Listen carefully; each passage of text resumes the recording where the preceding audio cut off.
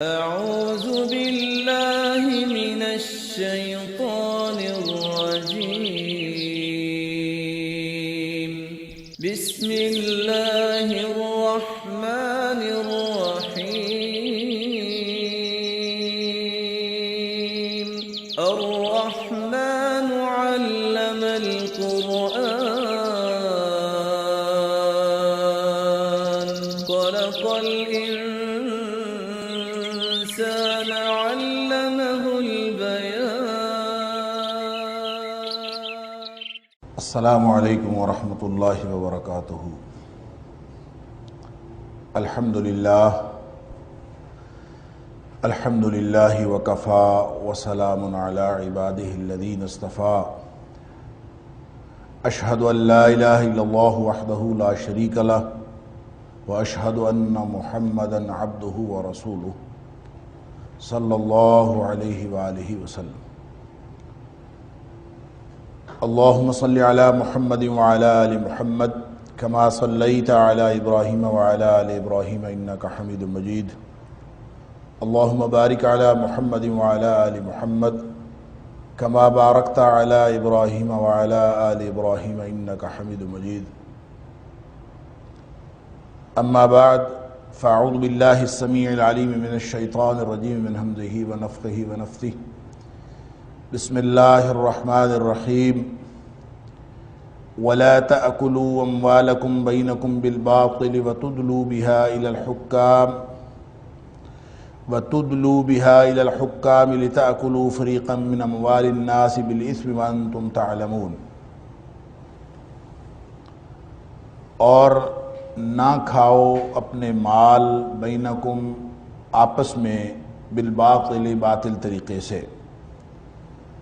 وَتُدْلُوا بِهَا إِلَى الْحُكَّامِ اور نہ لے جاؤ ان کو حکام کی طرف، حکمرانوں کی طرف. لِتَأْكُلُوا فِرِيقًا مِّنْ أَمْوَالِ النَّاسِ بِالْإِثْمِ تاکہ تم لوگوں کے مالوں کا ایک حصہ گناہ کے ساتھ کھا جاؤ. وَأَنْتُمْ تَعْلَمُونَ حالانکہ تمہیں اس بات کا علم بھی ہو کہ وہ گناہ ہے. سورہ بقرہ کی آیت نمبر 188 ہے. اور اس سے قبل روزے کا تذکرہ چل رہا تھا، اور یہ وہ رکوع ہے جس کے بارے میں نے عرض کیا تھا کہ پورے قرآن میں صرف ایک ہی رکوع ایسا ہے جس میں روزے کے بارے میں ذکر ہوا ہے. اس میں روزے کی حکمت بھی ہے، روزے کے احکام بھی ہیں. لہذا اسی ایک رکوع کی آخری آیت یہ ہے جو میں نے آج آپ کے سامنے تلاوت کی ہے. تو سوچنے کی بات یہ ہے کہ روزے کے فلسفے کے ساتھ یا روزے کی حکمت کے ساتھ یا روزے کے احکام کے ساتھ اس آیت کا کیا تعلق ہے. یہ بات پہلے کی جا چکی کہ جو روزہ ہے وہ بنیادی طور پر تقوی پیدا کرنے کا ذریعہ ہے. ساری ہی عبادات تقوی پیدا کرنے کا ذریعہ ہیں، لیکن سب سے بڑا ذریعہ روزہ ہے.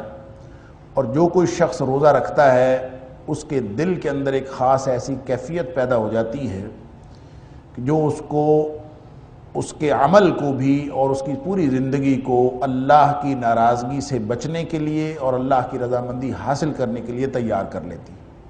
ایسی ہی کیفیت کو تقوی کہتے ہیں. اب یہاں پہ جو حرام مال کھانے کی ممانعت کی گئی ہے تو اس کا صاف مطلب یہ ہے کہ روزے کا تعلق رزق حلال کے ساتھ بھی ہے. اگر روزے کے فلسفے اور اس کی حکمت کا تعلق صرف تقوی کے ساتھ ہے تو اگر حکمت کے اعتبار سے دیکھیں تو کوئی تقوی دنیا کائنات میں ہو ہی نہیں سکتا جس میں رزق حلال کی پابندی نہ کی گئی ہو.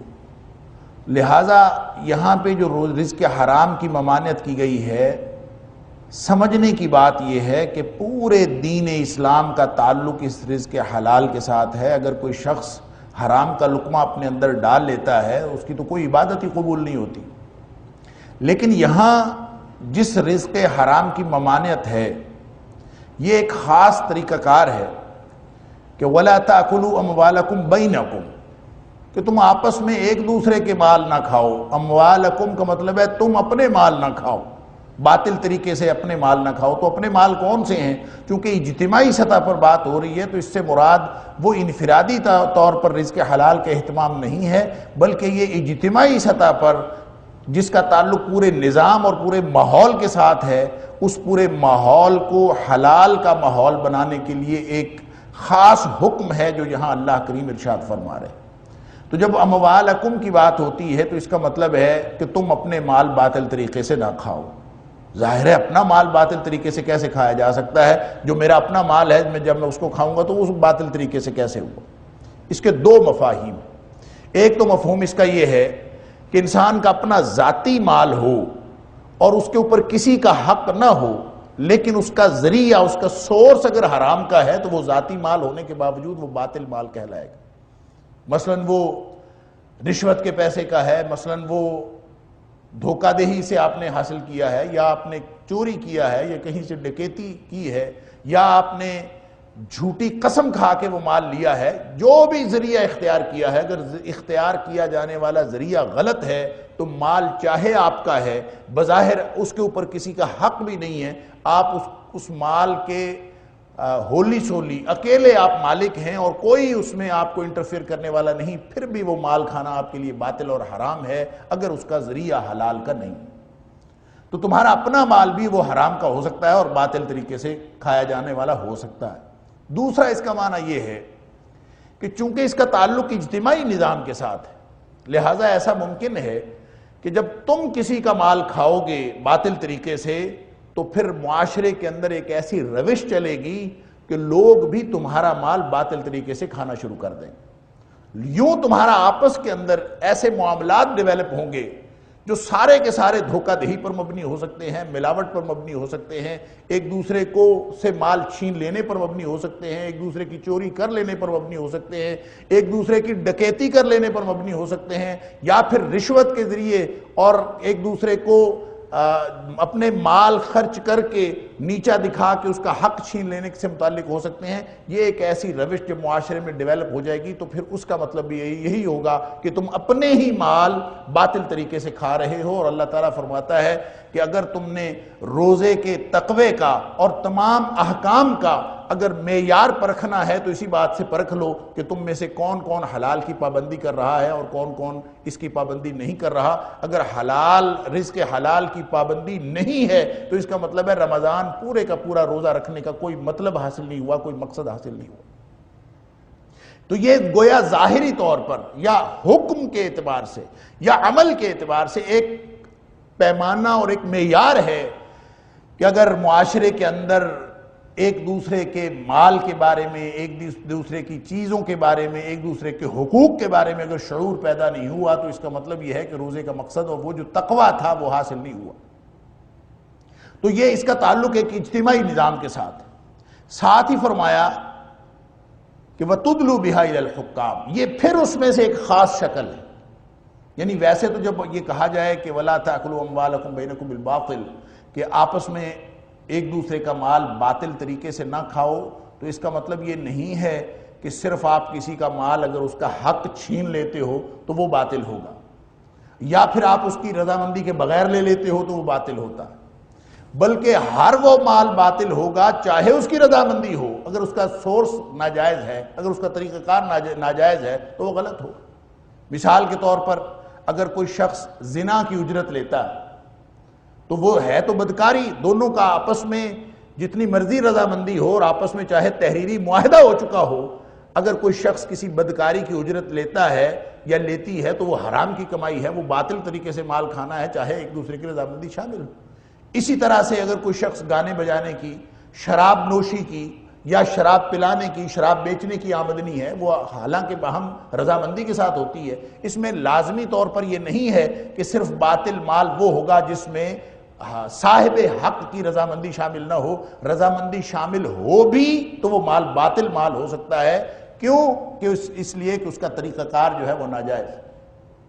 کوئی شخص اگر حرام کاروبار کر رہا تو خریدنے والا اور بیچنے والا باہم رضامند ہیں اور بیع کی وہ ساری شرائط پوری کرتے ہیں، جو شریعت اسلامیہ نے مقرر کی ہیں، تو چونکہ وہ اپنی نوعیت کے اعتبار سے وہ چیز، وہ جنس جس کی خرید و فروخت کی جا رہی وہ اگر حرام ہے تو وہ خود بھی حرام۔ مثال کے طور پر اگر کوئی شخص خنزیر کی خرید و فروخت کرتا تو خنزیر اگر کوئی شخص بیچ رہا ہے، کوئی شخص خرید رہا ہے، باہم رضامند ہیں، تو یہ بے شرعی تقاضوں کے مطابق ہو بھی، تو چونکہ یہ جنس اپنی نوعیت کے اعتبار سے شرعی تقاضوں کے مطابق نہیں ہے، لہٰذا باوجود بائع اور مشتری کی باہمی رضامندی کے یہ مال باطل مال قرار پائے گا اور اسی حکم کے تحت آئے گا کہ وَلَا تَأْكُلُوا أَمْوَالَكُمْ بَيْنَكُمْ بِالْبَاطِلِ۔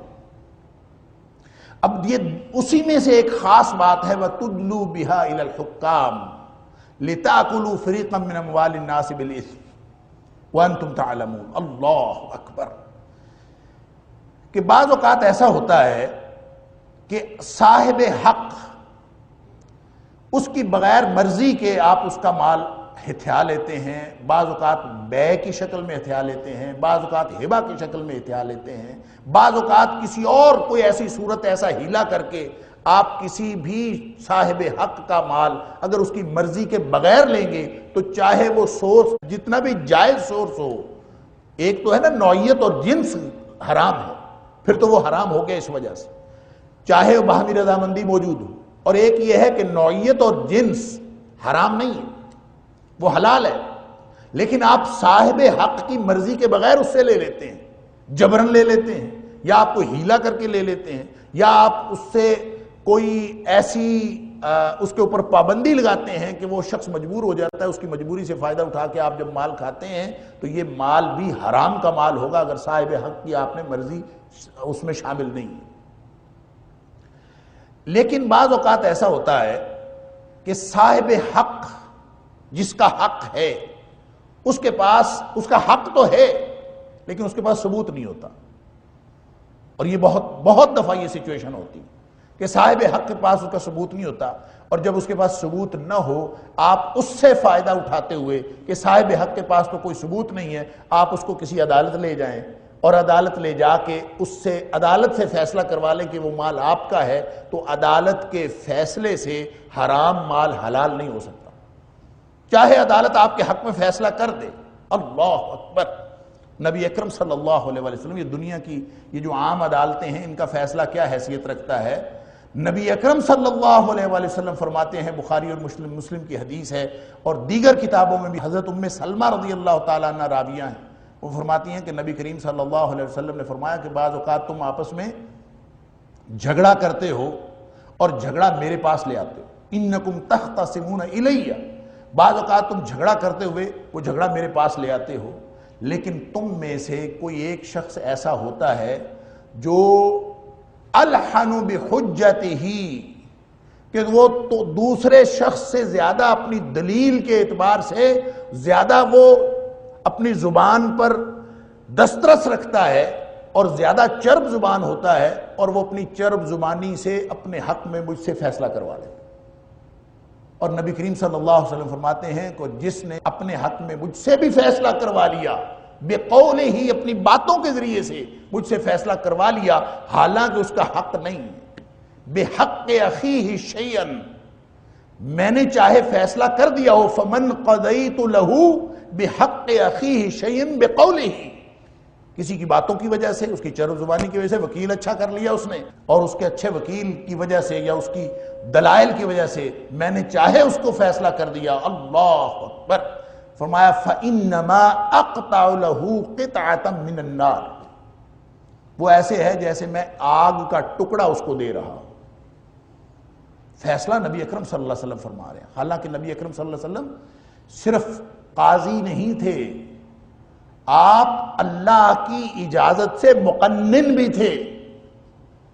نبی کریم صلی اللہ علیہ وسلم کی یہ حیثیت مقنن کی سورہ اعراف کے اندر آپ سن چکے، تو نبی کریم صلی اللہ علیہ وسلم خود صرف فیصلہ کرنے والے یا حاکم نہیں ہیں، صرف قاضی نہیں، بلکہ آپ تو مقنن بھی ہیں، آپ نے فیصلہ فرمایا ہو اور اگر کسی دوسرے کا حق مارا جا رہا ہے تو نبی کریم صلی اللہ علیہ وسلم فرماتے ہیں میرا فیصلہ بھی کسی حرام کو حلال قرار نہیں دے سکتا، اگر وہ باطل طریقے سے لیا گیا ہے، اگر صرف وہ صاحب حق کے عدم ثبوت کا فائدہ اٹھاتے ہوئے لیا گیا ہے، یا کسی بھی طریقے سے، کسی بھی ناجائز طریقے سے صاحب حق کو نقصان پہنچا کر اگر لیا گیا ہے تو نبی کریم صلی اللہ علیہ وسلم فرماتے ہیں کہ یہ حرام حلال نہیں ہو سکتا، بلکہ فرمایا کہ فَإِنَّمَا أَقْطَعُ لَهُ قِطْعَةً مِّنَ النَّارِ، یہ ایسے ہے جیسے میں اس کو آگ کا ٹکڑا دے رہا ہوں توڑ کے، فَلَا يَأْخُذْهَا، یہ اس کے لیے جائز نہیں ہے کہ وہ اس کو لے۔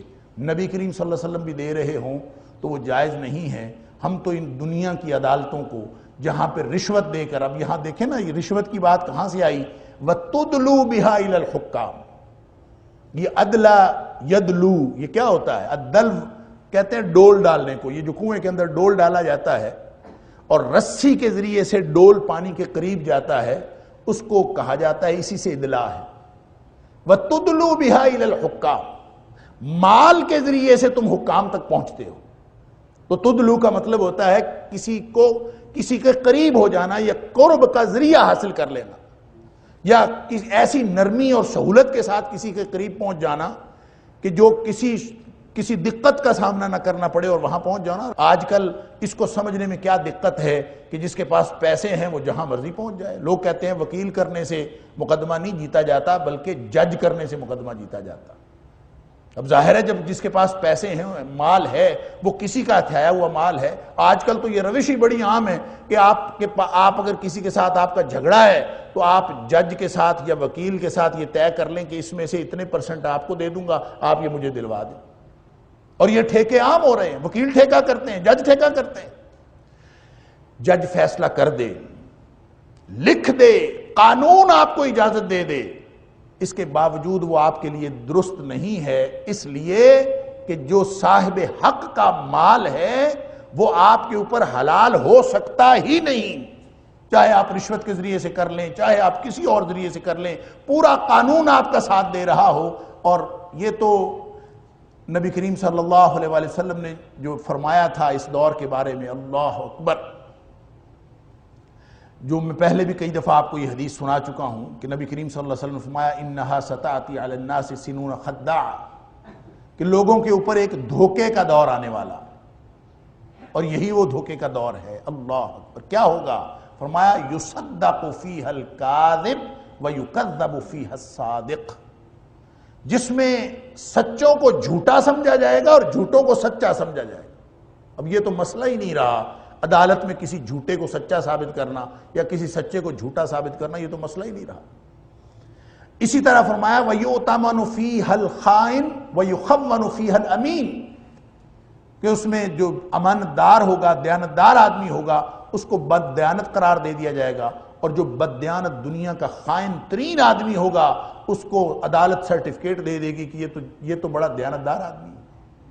اب ظاہر ہے فیصلہ کروانا ہے نا، آپ فیصلہ دنیا میں فیصلہ کرنے کے لیے عدالتیں بہت ہیں، آپ اپنے حق میں فیصلہ کروا سکتے ہیں اگر آپ کے پاس مال ہے۔ وَتُدْلُو بِهَا إِلَى الْحُكَّامِ، وہی مال لے کر آپ جاتے ہیں۔ دنیا میں بڑے بڑے لٹیرے مال لوٹ کے بیٹھے ہیں لیکن کوئی عدالت ان کے خلاف فیصلہ دینے کے لیے تیار نہیں۔ اور قرآن کہتا ہے کہ تمہاری ساری عبادات، تمہارے سارے روزے، تمہاری پورا نظام عبادات وہ باطل ہے، اس کی کوئی حیثیت نہیں ہے۔ اس کا پیمانہ تو یہی تھا کہ تم حق حلال اور کسی کا حق حقوق کا کیا خیال کرتے ہو اور حلال حرام کا کیا خیال کرتے ہو۔ اگر یہی تم خیال نہیں کرتے تو اس کا مطلب ہے تمہاری نمازیں، تمہارے روزے، تمہاری حج، تمہاری زکوٰۃ، ان سارے سب کا حکم یہیں سے پتہ چلتا ہے کہ ان کی حقیقت کیا ہے، اور اصل جو نماز تھی اور اصل جو روزہ تھا اس کی حقیقت کیا۔ تو صرف ظاہری حکم کی بات نہیں ہے، صرف ظاہری عمل پر کاربند ہو جانے کی بات نہیں ہے، بلکہ اس کی جو حکمت ہے پورے دین کے ساتھ۔ یہ میں پہلے بھی کئی دفعہ عرض کر چکا ہوں کہ دین پورے کا پورا باہم مربوط ہے، جڑا ہوا دین ہے، مکمل پیکیج ہے۔ ایسے نہیں ہو سکتا کہ آپ ایک کام کر رہے ہیں، آپ کہیں کہ یہ نیکی تو میری چل رہی ہے اور باقی میں جو مرضی کرتا پھروں۔ یہ دین سارے کا سارا آپس میں ایک دوسرے سے جڑا۔ لہٰذا اگر کہیں ایک جگہ خرابی ہے تو اس خرابی کا نقصان وہ سارے کا سارا آپ کو ہو سکتا ہے جو پورے دین کا نقصان ہے۔ لہٰذا یہ ایک لٹمس ٹیسٹ کے طور پر روزے کے سارے احکام دے کے اللہ کریم نے یہ لٹمس ٹیسٹ کے طور پر ایک آیت دے دی ہے اسی رکوع کے اختتام پہ کہ اپنے مال جو تم کھا رہے ہو اس کو اسیس کر لو کہ کہیں اس میں کوئی حرام اور باطل کی بات تو نہیں۔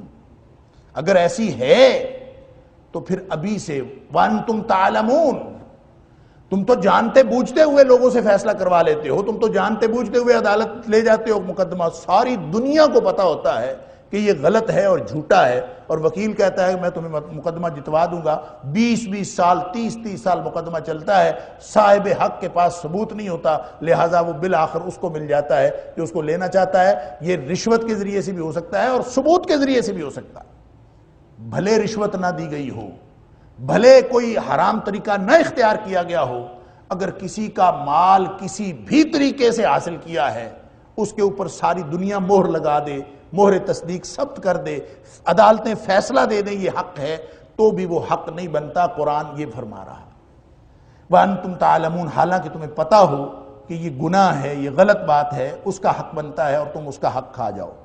تو یہ حلال اور حرام کی ایک تو وہ بات ہے جو بالعموم ہم سنتے ہیں کہ حلال کیا ہے اور حرام کیا ہے، انفرادی معاملات میں، اجتماعی معاملات میں، بینکنگ سسٹم میں۔ آج کل مجھے یوں لگتا ہے کہ سب سے زیادہ برننگ ایشو یہی کہ اتنے مالیاتی ادارے ہیں، اتنا بینکنگ سسٹم ترقی کر گیا ہے، اور پھر اسلامی بینکنگ اور غیر اسلامی بینکنگ کی اتنی لمبی تفصیلات ہیں اور اس کی پروڈکٹس کی اتنی تفصیلات ہیں کہ ہر آدمی کنفیوز ہو گیا، سمجھ نہیں آتا کہ میں کہاں جاؤں اور کہاں نہ جاؤں۔ اور اس کے لیے وہ نبی کریم صلی اللہ علیہ وسلم کا فرمان وہ ہماری رہنمائی کرتا ہے۔ یہ کیسے ہو سکتا ہے کہ اللہ کا قرآن ہو، نبی کریم صلی اللہ علیہ وسلم کے فرامین ہوں، اور جتنی بھی گھمبیرتا ماحول کی ہمارے اوپر چھائی ہوئی ہو، یہ کیسے ممکن ہے کہ وہ ہماری رہنمائی نہ کرے؟ تو نبی اکرم صلی اللہ علیہ وسلم نے فرمایا پریشان ہونے کی ضرورت نہیں، کنفیوز ہونے کی ضرورت نہیں، ان الحلال بین وان الحرام بین، حلال بھی واضح ہے، حرام بھی واضح ہے، ساری حدود شریعت نے مقرر کر دی۔ وَبَيْنَهُمَا مُشْتَبِهَاتٍ، درمیان میں کچھ چیزیں ہیں جنہوں نے کنفیوز کر رکھا، نئے نئے کاروبار، نئے نئے سسٹم، یہ لوگ آ کے پوچھتے ہیں کہ جی آن لائن ایک کاروبار ہے جی، فلاں کاروبار ہے جی، جائز ہے ناجائز ہے، اس کے اندر یہ ہوتا ہے فلاں ہوتا ہے، ہزار فتوے اس کے بارے میں موجود ہیں، لوگوں نے کتابیں لکھ رکھی ہیں کہ جناب یہ کاروبار تو ہے ہی سارا جائز، جواز کے اوپر کتابیں رکھی ہیں۔ لیکن نبی کریم صلی اللہ علیہ وسلم فرماتے ہیں بینہما مشتبہات، جو واضح طور پر حلال نہیں ہے اور جو واضح طور پر حرام نہیں ہے، اس کے درمیان میں وہ جو مشتبہ چیزیں ہیں، اس کے بارے میں کیا کرنا چاہیے؟ کچھ لوگ کہتے ہیں حلال ہے اور کچھ لوگ کہتے ہیں حرام ہے۔ تو نبی کریم صلی اللہ علیہ وسلم فرمایا من وقع فی الشبہات فقد وقع فی الحرام، جو یہ درمیان والی چیزیں ہیں اس میں بھی جو شخص شامل ہو گیا، داخل ہو گیا اور ان کا ارتکاب کر بیٹھا، فقد وقع فی الحرام، وہ ایسے ایسے حرام میں شامل ہو۔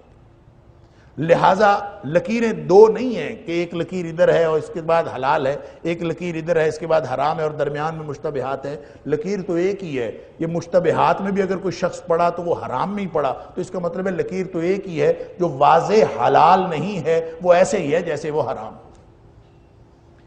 نبی کریم صلی اللہ علیہ وسلم نے فرمایا اس سے جو بچ گیا نا، درمیان والی سے جو بچ گیا، فقد استبرأ لدینہ وعرضہ، اس نے اپنا دین بھی بچا لیا، اس نے اپنی عزت بھی بچا لی۔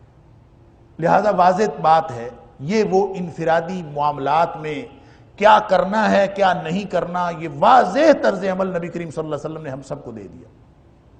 باقی رہی وہ بات جس کے بارے میں ہم عدالتوں سے فیصلہ بھی لے چکے ہیں، عدالتوں نے ہمارے حق میں فیصلہ کر دیا ہے، دنیا کی سب سے بڑی عدالت بھی فیصلہ کر دے، حتیٰ کہ نبی کریم صلی اللہ علیہ وآلہ وسلم بھی فیصلہ فرما دیں، اور حق کسی اور کا ہو اور آدمی کو پتا ہو حق اس کا ہے، تو وہ فیصلہ کبھی بھی حرام کو حلال قرار نہیں دے سکتا۔ اس لیے یہ اتنی احتیاط کی ضرورت ہے ان سارے مالی معاملات کے اندر، اور اگر مالی معاملات کے اندر کوئی گڑبڑ ہو گئی، یہاں کوئی خرابی پیدا ہو گئی، تو ساری عبادات اور پورا نظام عبادات دھڑام سے گر جائے گا، اس کی کوئی حیثیت نہیں۔ ایک لقمہ حرام کا اگر کسی شخص کے پیٹ میں چلا گیا، اللہ اکبر، تو نبی کریم صلی اللہ علیہ وسلم فرماتے ہیں اس کی 40 دن کی 40 راتوں کی عبادت قبول نہیں ہوتی۔ اور اگر ایک لقمے سے 40 دنوں کی یا 40 راتوں کی عبادت قبول نہیں ہوتی، تو جو آدمی ایک دفعہ پیٹ بھر کے کھا لیتا ہے، کتنے سالوں کی عبادت جو ہے اس کی وہ ضائع ہو گئی، اور جس کی پوری زندگی اسی طرح سے گزری ہو۔ اللہ اکبر، کہ مطعمہ حرام ومشربہ حرام وملبسہ حرام وغذی بالحرام، یعنی حرام سے ہی وہ پلا ہے اور حرام ہی کھایا ہے، حرام ہی پہنا ہے، حرام ہی پیا ہے، تو پھر اس کی دعائیں اور اس کی عبادات کیسے قبول ہوں گی؟ پوری عبادات کا جو ملاک ہے، پوری عبادات کا جو کنٹرول ہے، جو بنیادی شرط ہے ان کے قبول ہونے کی، وہ یہ ہے کہ اپنے مال جو ہیں وہ حلال طریقے سے کھاؤ اور باطل طریقے سے ایک دوسرے کے مال نہ کھاؤ۔ نیا رکوع شروع ہو رہا ہے۔ یسألونک عن الاہلہ، اے حبیب صلی اللہ علیہ وسلم آپ سے یہ لوگ سوال کرتے ہیں کہ اہلہ، چاند کے بارے میں۔ اہلہ جمع ہے ہلال کی، ہلال نئے چاند کو کہتے ہیں۔ بنیادی طور پر یہ بات سمجھ لیجئے، چاند کو تو قمر ہی کہتے ہیں، اور پورا چاند ہو تو اس کو بدر کہہ دیتے ہیں، لیلۃ البدر۔ لیکن یہ جو ہلال ہے یہ لفظی طور پر، یہ آپ نے قرآن پاک کے اندر آیت نمبر 173 سورہ بقرہ میں ہم نے پڑھا، اور آگے سورہ مائدہ کے اندر بھی ہوگا، وما اہل لغیر اللہ بہ، یا وما اہل بہ لغیر اللہ۔ وہ جو اہلہ ہے نا لفظ، وہ یہی والا لفظ ہے جس سے ہلال ہوتا، اور اس کا لفظی معنی ہوتا ہے بلند آواز سے کسی کو پکارنا۔ تو چونکہ نئے چاند کی اطلاع لوگ بلند آواز سے دیتے تھے کہ چاند نظر آ گیا، جب کسی کو چاند نظر آ جاتا تھا تو وہ بلند آواز سے پکار کے اطلاع دیتا تھا کہ چاند نظر آ گیا ہے، اس لیے نئے چاند کے لیے لفظ ہی یہ مقرر ہو گیا ہلال۔ لہٰذا ہلال، اس کی جمع اہلہ، یہ جہاں کہیں بھی آئے گا اس سے مراد نیا چاند ہے، وہ چاند جو گھٹتا بڑھتا رہتا ہے، جب وہ پورا ہو جاتا ہے تو وہ بدر بن جاتا ہے یا قمر بن جاتا ہے۔ تو جب یہ اس کا گھٹنا اور بڑھنا جاری رہتا ہے تو کہتے ہیں جب تک یہ پورا چاند نہیں ہو جاتا اس کے اوپر ہلال کا لفظ آ سکتا ہے، بنیادی طور پر یہ نئے چاند کے بارے میں۔ تو یسألونک عن الاہلہ، نبی کریم صلی اللہ علیہ وسلم سے لوگ سوال کرتے تھے کہ یہ جو چاند ہیں یہ کیوں چاند گھٹتا بڑھتا ہے، اور اس کی کیا حکمت ہے اور اس کا کیا مفہوم ہے؟ تو نبی کریم صلی اللہ علیہ وسلم پر یہ آیت نازل ہوئی، قل ہی مواقیت للناس والحج، اے حبیب صلی اللہ علیہ وسلم آپ فرما دیجئے کہ یہ مقررہ وقت ہیں لوگوں کے لیے۔ لوگوں کے لیے کس بات کے مقررہ وقت ہیں؟ آپس میں لین دین کا حساب رکھنا ہو کہ فلاں دن میں آپ کو دے دوں گا، اتنے دنوں بعد دے دوں گا، اتنے مہینوں بعد دے دوں گا، تو بھی حساب رکھنا تھا، تو وہ چاند کا جو قمری کیلنڈر تھا اسی کا حساب رکھنا تھا۔ تو لوگوں کو اپنے معاملات کا حساب رکھنے کے لیے، پھر طلاق اور عدت کے جو معاملات ہیں ان کا حساب رکھنے کے لیے بھی لوگوں کو چاند کی ضرورت پڑتی تھی۔ تو نبی کریم صلی اللہ علیہ وسلم سے جب سوال ہوا تو بتایا یہ جا رہا ہے کہ یہ جو چاند ہیں یہ تمہاری تاریخوں کا حساب رکھتے ہیں، اور لوگوں کے جو آپس میں معاملات ہوتے ہیں انفرادی بھی اور اجتماعی بھی، وہ سارے کے سارے اٹیچڈ ہیں چاند کی تاریخوں کے ساتھ۔ یعنی جو قمری کیلنڈر ہے وہ 365 دنوں کا نہیں ہے، وہ تقریباً 355 دنوں کا ہے، یعنی 10 دن اس کے کم ہیں دوسرے کیلنڈر جو عیسوی کیلنڈر ہے اس سے۔ اس کا فائدہ یہ ہوتا ہے کہ وہ ہر سال 10 دن کم ہوتے چلے جاتے ہیں۔ شریعت کے سارے احکام جو ہیں وہ چاند کے ساتھ جڑے ہیں، اور چاند کی تاریخ شروع ہوتی ہے جب چاند طلوع ہوتا ہے، یعنی اس دن کی مغرب شروع ہو جائے تو مغرب سے تاریخ شروع ہو جاتی ہے، مغرب سے اگلے دن کی مغرب تک، یہ 24 گھنٹے وہ ایک تاریخ ہوتی ہے چاند کے حساب سے۔ جبکہ جو عیسوی کیلنڈر ہے اس کے حساب سے رات 12 بجے سے اگلی رات 12 بجے کا حساب رکھتے ہیں۔ تو یہ جو چاند کا حساب ہے، قمری کیلنڈر کا حساب ہے، شریعت کے سارے احکام جو ہیں وہ اس کے ساتھ منسلک ہیں۔ لیکن ایک بڑی دلچسپ بات اس سلسلے میں یہ ہے کہ عمومی طور پر ہمیشہ جو پچھلی رات ہے اس کو شامل کیا گیا ہے۔ جہاں کہیں بھی حکم آیا، مثلا جمعے کی شب کی بات ہے تو جمعرات کی جو مغرب ہو جاتی ہے تو پچھلی رات، جمعرات اور جمعے کی درمیانی رات، وہ اس میں شامل کی گئی۔ اسی طرح رمضان میں جب چاند نظر آ جاتا ہے تو رمضان شروع ہو جاتا ہے۔ اسی طرح جب عید کا چاند نظر آ جاتا ہے تو اس کے بعد اگلا دن شروع ہو گیا، وہ لیلۃ الفطر اس کو کہتے ہیں، وہ گویا شوال کی پہلی رات وہی قرار پاتی۔ سارے کے سارے شریعت کے احکام اس طرح سے۔ لیکن جب آپ حج پہ جاتے ہیں نا تو حج میں نبی اکرم صلی اللہ علیہ وسلم نے فرمایا اصل جو حج کا سب سے بڑا رکن ہے وہ یوم عرفہ ہے، الحج العرفہ۔ اصل میں حج کا رکن اعظم جو ہے وقوف عرفات۔ تو وقوف عرفات کرنا ہوتا ہے 9 ذی الحج کو مغرب تک، اور مغرب سے پہلے وہاں سے نکلنا منع ہے، اور وقوف شروع ہوتا ہے زوال کے بعد۔ زوال کے بعد 2 نمازیں اکٹھی پڑھی جاتی ہیں اور اس کے بعد وقوف شروع ہو جاتا ہے اور جاری رہتا ہے مغرب تک۔ اب جو عمومی حساب ہے چاند کا اور کیلنڈر کا، قُلْ هِيَ مَوَاقِيتُ لِلنَّاسِ وَالْحَجِّ، یہ لوگوں کے معاملات کا بھی اس میں اوقات کا تعین کیا جاتا ہے اور حج کا بھی تعین کیا جاتا ہے۔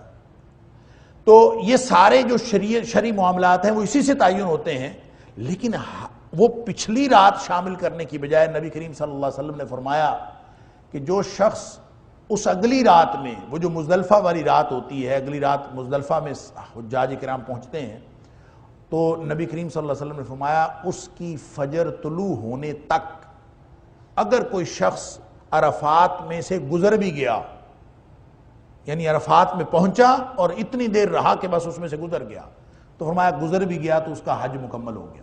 اب اندازہ فرمائیے، عمومی طور پر پچھلی رات شامل ہوتی ہے تاریخ کے اندر، لیکن یہاں نبی کریم صلی اللہ علیہ وسلم نے کون سی رات شامل کی ہے؟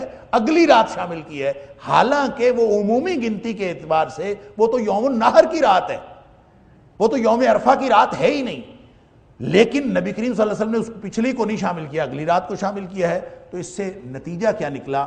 نتیجہ یہ نکلا کہ شریعت اسلامیہ ان تاریخوں کی بھی پابند نہیں ہے کہ ہم کوئی لگا بندہ سسٹم اپنی مرضی سے بنا لیں کہ یہ تاریخیں چل رہی ہیں تو ہم ان تاریخوں کے حساب سے چلتے ہیں۔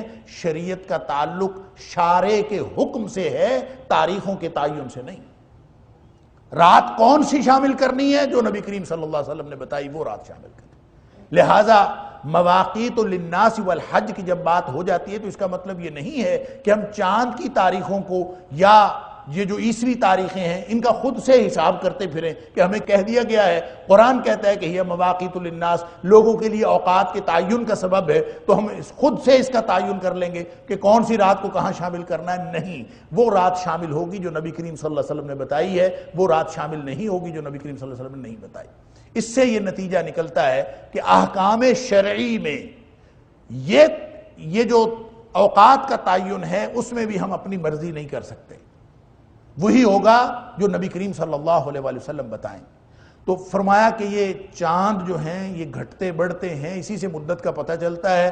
آپ کو نہ بھی پتہ ہو کہ چاند کون سی تاریخ کا ہے، لیکن دیکھتے ہی اندازہ ہو جاتا ہے کہ یہ تاریخ کون سی ہوگی، اور اگر چاند پورا ہے تو پتہ چل جاتا ہے کہ یہ مہینے کا درمیان چل رہا ہے، 14 نہیں تو 15 تاریخ ہوگی، 15 نہیں تو 13 تاریخ ہوگی، یہ تقریباً مڈ ہے۔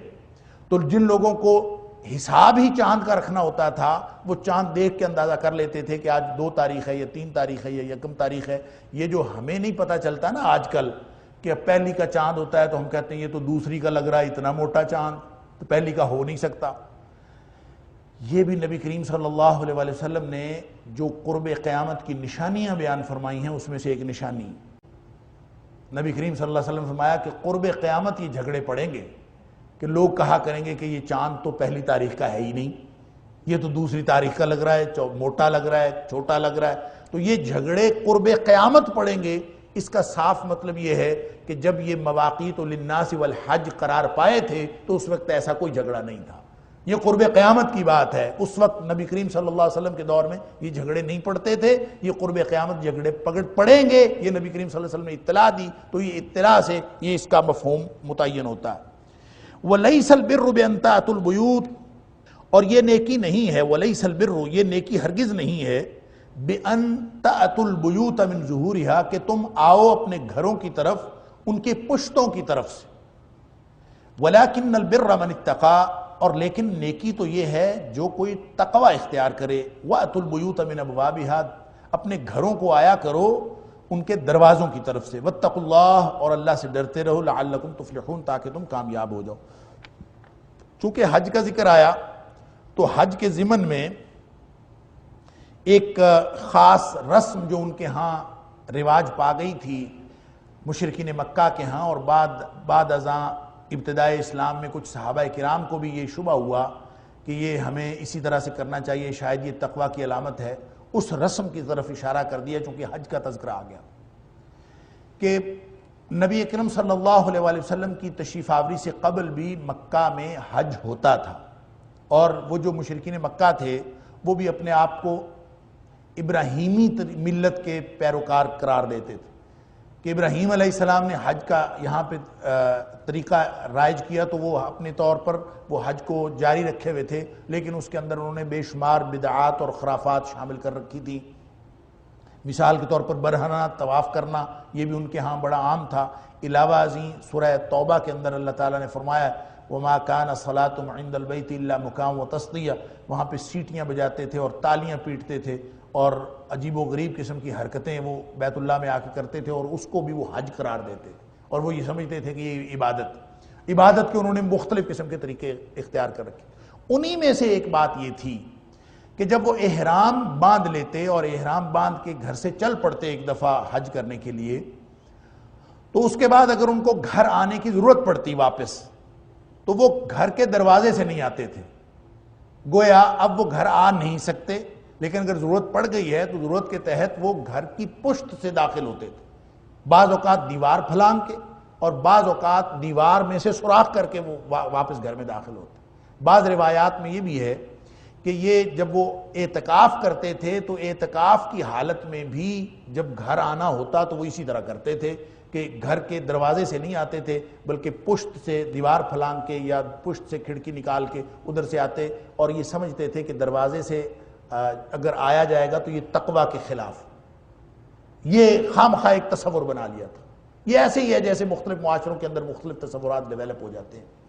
تو عرب کے معاشرے میں یہ تصور ڈیولپ ہو گیا تھا حج کے حوالے سے، چونکہ یہاں پہ حج کا ذکر تو آیا چاند کے حوالے سے، لیکن ضمنی طور پر ساتھ ہی اللہ کریم نے اس جو عادت بد تھی اور رسم بد تھی اس کی تردید بھی فرما دی کہ اس کی کوئی ضرورت نہیں۔ اس کا تقوی کے ساتھ کیا تعلق؟ اگر کوئی شخص خواہ مخواہ اپنا بنا لیتا ہے کوئی طریقہ کار کہ میں اگر اس دروازے سے گزروں گا تو تقوی ہے اور اس دروازے سے گزروں گا تو تقوی نہیں ہے، یہ جو سارے تصورات ہیں یہ مشرکین مکہ کی سنت ہے۔ تو اللہ کریم اس کی تردید فرما رہے ہیں کہ یہ اس کا تقوی کے ساتھ اور نیکی کے ساتھ کوئی تعلق نہیں ہے۔ وَلَيْسَ الْبِرُّ، یہ نیکی ہے ہی نہیں بِأَن تَأْتُوا الْبُيُوتَ مِن ظُهُورِهَا کہ تم اپنے گھروں کو پشت سے آؤ، اس کا نیکی کے ساتھ کیا تعلق ہے؟ بلکہ فرمایا وَلَكِنَّ الْبِرَّ مَنِ اتَّقَىٰ، اصل نیکی یہ ہے کہ جو شخص متقی ہو، جس کے اندر دل کے اندر تقوی ہو۔ دل کے اندر تقوی ہونے کا کیا مطلب ہے؟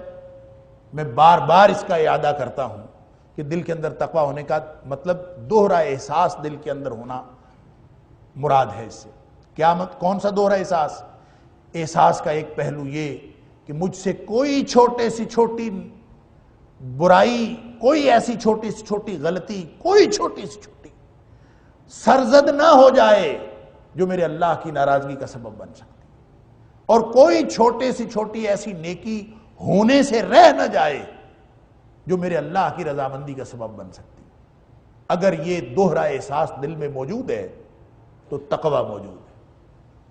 اور وہ جو آیت بر ہم نے پیچھے پڑھی تھی، آیت نمبر 177 سورہ بقرہ کی، اس وقت ہم پڑھ رہے ہیں آیت نمبر 189۔ جب ہم نے 177 نمبر آیت پڑھی تھی اس کو آیت بر کہا جاتا ہے کہ نیکی اصل میں ہے کیا۔ اس میں نیکی کے جتنی بھی ساری تفصیلات اللہ کریم نے بیان کی، اور آخر میں یہ فرمایا تھا کہ لعلکم تتقون، تاکہ تم متقی بن جاؤ۔ اصل میں اللہ تعالیٰ یہی چاہتا ہے کہ تم متقی بن جاؤ۔ روزے کے بارے میں فرمایا لعلکم تتقون، کہ تم متقی بن جاؤ۔ تو اصل میں وہ کیفیت اللہ کریم پیدا کرنا چاہتے ہیں کہ اگر دل میں کیفیت یہ ہو کہ میں نے اپنے اللہ کی ناراضگی سے بچنا ہے اور اللہ کی رضامندی حاصل کرنی ہے، جو شخص اس کیفیت میں نہیں ہے اور اسی کیفیت کے مطابق اعمال سر انجام نہیں دیتا، مطلب کیا ہے کیفیت؟ ہر وقت نیکی کرنے کا احساس اور ہر وقت برائی سے بچنے کا احساس اگر یہ موجود ہوگا تو وہ تقوی ہے۔ لہذا فرمایا کہ گھروں کو پشت سے آنا یہ کوئی نیکی نہیں ہے، اور نہ اس کا کوئی نیکی کے ساتھ تعلق ہے۔ نیکی کے ساتھ تعلق اس بات کا ہے کہ تم اپنے اللہ کو راضی کرنے کی کوشش کرو، اور اس کو راضی کرنے کا طریقہ کیا ہے؟ جو نبی کریم صلی اللہ علیہ وسلم نے بتایا۔ نبی اکرم صلی اللہ علیہ وسلم کا طریقہ وہی وہ طریقہ ہے جس سے انسان کامیاب ہو سکتا ہے، اور اسی کے ذریعے سے اللہ کی ناراضگی سے بچا جا سکتا ہے، اور اسی کے ذریعے سے اللہ کی رضامندی حاصل کی جا سکتی۔ نبی کریم صلی اللہ علیہ وآلہ وسلم نے پوری حیات طیبہ ہمیں وہی طریقہ سکھایا ہے بندگی کا، اللہ کی ناراضگی سے بچنا کیسے، اللہ کی رضامندی حاصل کرنی کیسے۔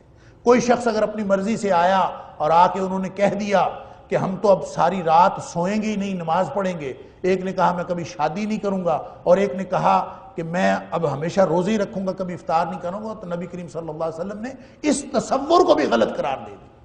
آپ نے فرمایا یہ تصور بھی درست نہیں، فرمایا میں اللہ کا نبی ہوں، میں رات کو سوتا بھی ہوں، رات کو بندگی بھی کرتا، میں اللہ کا نبی ہوں، میں نے شادیاں بھی کی ہیں، اور میں اللہ کا نبی ہوں، میں روزہ رکھتا بھی ہوں، نہیں بھی رکھتا۔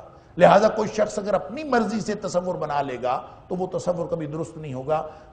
نیکی کا تصور، برائی سے بچنے کا تصور وہی درست ہوگا جو نبی اکرم صلی اللہ علیہ وآلہ وسلم نے فرمایا۔ لہٰذا وَلَكِنَّ الْبِرَّ مَنِ اتَّقَىٰ کے اندر وہ سارا مفہوم شامل ہے کہ نیکی کون سی ہے؟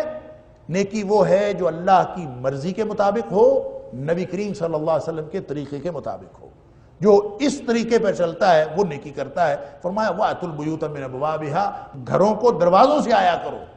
یہ کوئی طریقہ نہیں ہے، اس کا مطلب یہ ہے کہ وہ معروف طریقے کسی بھی معاشرے کے، یہاں پہ تو ایک اسپیسیفک بات ہے، ایک خاص رسم کی بات ہے، لیکن اس سے ایک عام مفہوم نکلتا ہے کہ معاشرے کے جتنے معروف طریقہ ہائے معاشرت ہیں، اور جتنا بھی معاشرتی طور پر ایک خاص سٹینڈرڈ طے ہو گیا ہے، اس معاشرت کی خلاف ورزی کرنے کو نیکی قرار نہیں دینا چاہیے۔ کوئی شخص سمجھ لے کہ میں لوگوں جیسے کپڑے نہ پہنوں اور میں خاص قسم کا لباس پہنوں، بلکہ مختصر لباس، بلکہ بعض اوقات بے لباس ہو کے بیٹھ جانا، اور اس کو لوگ نیکی کی علامت سمجھتے ہیں۔ خاص قسم کا لباس پہن لیتے ہیں اور سمجھتے ہیں کہ یہ نیکی کی علامت ہے۔ لوگوں سے ہٹ کر طرز معاشرت اختیار کر لیتے ہیں، سمجھتے ہیں یہ نیکی کی علامت ہے۔ شریعت نے اس طرح کی نہ کوئی پابندی لگائی ہے اور نہ اس کو نیکی کی علامت قرار دیا ہے۔ وَأْتُوا الْبُيُوتَ مِنْ أَبْوَابِهَا، یہ اپنے عام مفہوم میں ہر اس معاشرتی طریقہ کار کو شامل ہے جو معاشرت کے اندر ایک معروف طریقہ سمجھا جاتا ہے، اور جس طریقے کو جو پبلک اوپینین ہے اور عام رائے جو ہے اور جو عام عقل جو ہے جس کو معروف طریقہ قرار دیتی ہے، اس معاشرت کو اپنانا یہ نیکی کے خلاف کبھی نہیں ہوا۔ لہٰذا جہاں پہ جو لباس پہننا ہے، وہ لباس جو بھی ساتر لباس ہوگا وہ درست ہے۔ یہ نہیں کہا جا سکتا کہ اب اگر پاکستان کے اندر کوئی جبہ پہنے گا تو پھر وہی نیک ہوگا، یا خاص قسم کا لباس پہنے گا وہی نیک ہوگا، نہیں۔ شلوار قمیض پہنی جا سکتی ہے، پتلون شرٹ پہنی جا سکتی ہے، کوئی بھی لباس ایسا پہنا جا سکتا ہے جو ساتر ہو، اور اس معروف طریقے کے لباس میں ہی نیکی ہے۔ انسان اگر لوگوں سے ہٹ کر خاص قسم کا روپ دھارے گا تو یہ بلکہ شریعت نے پسند نہیں کیا۔ شریعت نے یہی پسند کیا ہے وَأْتُوا الْبُيُوتَ مِنْ أَبْوَابِهَا، درست طریقہ معروف طریقے سے گھروں کو آیا کرو، اور اپنے دل میں تقوی رکھو، وَاتَّقُوا اللَّهَ لَعَلَّكُمْ تُفْلِحُونَ، اپنے دل میں ڈرتے رہو اللہ سے۔ نبی کریم صلی اللہ علیہ وسلم کی کسی سنت کی خلاف ورزی نہ کرو، نبی کریم صلی اللہ علیہ وسلم کے بتائے ہوئے طریقے کی خلاف ورزی نہ کرو، اور معروف طریقے سے رہو جیسے لوگ رہتے ہیں، اسی میں کامیابی ہے۔ لعلکم تفلحون، اسی میں کامیابی۔ وقاتلوا فی سبیل اللہ الذین یقاتلونکم ولا تعتدوا ان اللہ لا يحب المعتدین۔ اب یہ آیت نمبر 190 ہے، اور اس سے لے کر آیت نمبر 195 تک یہ جہاد کے اور قتال کے احکام۔ ان سب کو سمجھنے کے لیے میں یہ چاہتا ہوں کہ پہلے ہم اس کا ترجمہ کر لیتے ہیں، اور پھر ایک کلی بحث، ایک عمومی بحث آ جائے گی کہ اس سے کیا مراد ہے اور یہ آیات ہم سے کیا تقاضا کر رہی ہیں۔ اعوذ باللہ من الشیطان الرجیم، وقاتلوا فی سبیل اللہ الذین یقاتلونکم ولا تعتدوا، اور قتال کرو، لڑو، فی سبیل اللہ، اللہ کے راستے میں، الذین یقاتلونکم، ان لوگوں سے لڑو جو تم سے لڑتے ہیں، ولا تعتدوا، اور زیادتی ہرگز نہ کرو، ان اللہ لا يحب المعتدین، اللہ تعالیٰ زیادتی کرنے والوں کو پسند نہیں کرتا۔ وَاقْتُلُوهُمْ حَيْثُ ثَقِفْتُمُوهُمْ، اور ان کو قتل کرو جہاں بھی تم ان کو پاؤ، وَأَخْرِجُوهُمْ، اور ان کو نکالو، مِنْ حَيْثُ أَخْرَجُوكُمْ، اس جگہ سے جہاں سے انہوں نے تمہیں نکالا تھا۔ وَالْفِتْنَةُ أَشَدُّ مِنَ الْقَتْلِ، جو فتنہ ہے وہ قتل سے بھی زیادہ ہے، اس سے بھی زیادہ بڑا اور زیادہ سخت ہے۔ وَلَا تُقَاتِلُوهُمْ عِنْدَ الْمَسْجِدِ الْحَرَامِ، اور تم ان کو مسجد حرام کے پاس قتل نہ کرو، ان سے نہ لڑو۔ حَتَّى يُقَاتِلُوكُمْ فِيهِ، اس وقت تک جب تک وہ تم سے اس میں یعنی مسجد حرام میں نہ لڑیں۔ فَإِنْ قَاتَلُوكُمْ، اگر وہ تم سے لڑیں یعنی مسجد حرام کے اندر لڑیں اور اس کے باہر لڑیں، فَاقْتُلُوهُمْ، تو پھر تم بھی ان سے لڑو۔ كَذَلِكَ جَزَاءُ الْكَافِرِينَ، کافروں کا یہی بدلہ ہے۔ فَإِنِ انْتَهَوْا، پھر اگر وہ باز آ جائے، رک جائے، فَإِنَّ اللَّهَ غَفُورٌ رَحِيمٌ، پس بے شک اللہ تعالیٰ بہت بخشنے والا اور رحم کرنے والا ہے۔ وَقَاتِلُوهُمْ حَتَّى لَا تَكُونَ فِتْنَةٌ وَيَكُونَ الدِّينُ لِلَّهِ، اور تم ان سے لڑو، حتیٰ اس وقت تک لڑو، لا تکون فتنہ، کہ فتنہ باقی نہ رہے، وَيَكُونَ الدِّينُ لِلَّهِ، اور دین صرف اللہ کے لیے رہ جائے۔ فَإِنِ انْتَهَوْا، پھر اگر وہ باز آ جائیں، فَلَا عُدْوَانَ، تو پھر کوئی زیادتی نہیں ہونی چاہیے، إِلَّا عَلَى الظَّالِمِينَ، سوائے ان لوگوں کے جنہوں نے ظلم کیا۔ الشہر الحرام بالشہر الحرام والحرمات قصاص، حرمت والا مہینہ حرمت والے مہینے کے بدلے میں ہے، والحرمات قصاص، حرمتوں کا بھی عدلہ بدلہ ہوتا ہے۔ فمن اعتدى علیکم، پس تم میں سے جو کوئی بھی تمہارے اوپر زیادتی کرے، فاعتدوا علیہ، پس تم بھی اس کے اوپر زیادتی کرو، بمثل ما اعتدى علیکم، جیسی زیادتی اس نے تمہارے اوپر کی ہے۔ واتقوا اللہ، اور اللہ سے ڈرو، وعلموا، اور جان رکھو، ان اللہ مع المتقین، اللہ تعالیٰ متقین کے ساتھ ہوتا۔ اچھا جی، سن لیجئے یہ آیات قتال، اس کے بارے میں کہا جاتا ہے کہ یہ سب سے پہلا حکم ہے جو قتال کی اجازت مسلمانوں کو ملی۔ 13 سال مکے کے مسلمانوں کو اجازت نہیں تھی۔ کفوا ایدیکم، اپنے ہاتھوں کو روک کے رکھو، مظالم ہوئے، سب کچھ ہوا، ہجرتیں ہوئیں، لیکن جہاد کی اجازت نہیں تھی، قتال کی اجازت نہیں تھی۔ اب یہ قتال کا یہ آیت نمبر 190 جو وَقَاتِلُوا فِي سَبِيلِ اللَّهِ الَّذِينَ يُقَاتِلُونَكُمْ، اس کے بارے میں کہا جاتا ہے کہ یہ سب سے پہلا حکم ہے جو مسلمانوں کو قتال کا دیا گیا۔ لیکن اس ایک حکم کو دیکھنے کے ساتھ ساتھ اس کا مفہوم پوری طرح اس وقت سمجھ میں آئے گا کہ قرآن پاک کے یہ ان مقامات میں سے ہے، یہ غور سے سن لیجئے، اور جہاد کے بارے میں اور قتال کے بارے میں جو اسلام کا نقطہ نظر ہے اور اس کے بارے میں جو اسلام کی پالیسی ہے، اس کو سمجھ لیجئے کہ یہ وہ مقام ہے، اور ان مقامات میں سے ایک مقام، یا یوں کہہ لیجئے ان 3 مقامات میں سے ایک مقام ہے۔ ویسے تو جہاد کا حکم قرآن پاک میں بہت ساری جگہوں پہ آیا، بلکہ اگر گنتی کی جائے تو ہو سکتا ہے کہ کچھ جو 1/3 قرآن پاک کی آیات ہیں وہ جہاد اور قتال سے متعلق ہوں۔ لوگوں نے جہاد کو آج کل گالی بنا رکھا ہے، اور خاص طور پہ قتال کو، اور یہ ایک ایسا تصور ہے جہاد اور قتال کا جو میں یہ سمجھتا ہوں کہ سب سے زیادہ جو مسکنسیپشنز پیدا کی گئی ہیں یا پیدا ہوئی ہیں وہ جہاد اور قتال کے بارے میں۔ اس لیے اس کے بارے میں ذرا غور سے بات کرنا اور زیادہ گہری نگاہ سے قرآن پاک کی آیات کو دیکھنا وہ بہت ضروری ہے، اور شریعت اسلامیہ کی اس پالیسی کو سمجھنا ضروری ہے کہ وہ اصل میں پالیسی ہے کیا۔ اس میں یہ پہلی آیت وَقَاتِلُوا فِي سَبِيلِ اللَّهِ الَّذِينَ يُقَاتِلُونَكُمْ، کہ ان لوگوں سے لڑو جو تم سے لڑتے ہیں، وَلَا تَعْتَدُوا، اور تم نے زیادتی نہیں کرنی، إِنَّ اللَّهَ لَا يُحِبُّ الْمُعْتَدِينَ، اللہ زیادتی کرنے والوں کو پسند نہیں کرتا۔ دوسری آیت وہ ہے جو سورہ حج کی غالباً آیت نمبر 39، أُذِنَ لِلَّذِينَ يُقَاتَلُونَ بِأَنَّهُمْ ظُلِمُوا وَأَنَّ اللَّهَ عَلَى نَصْرِهِمْ لَقَدِيرٌ، کہ ان لوگوں کو جہاد کی اجازت دی گئی ہے جن کے اوپر ظلم کیا گیا، کہ وہ لڑیں، ان کو اجازت ہے۔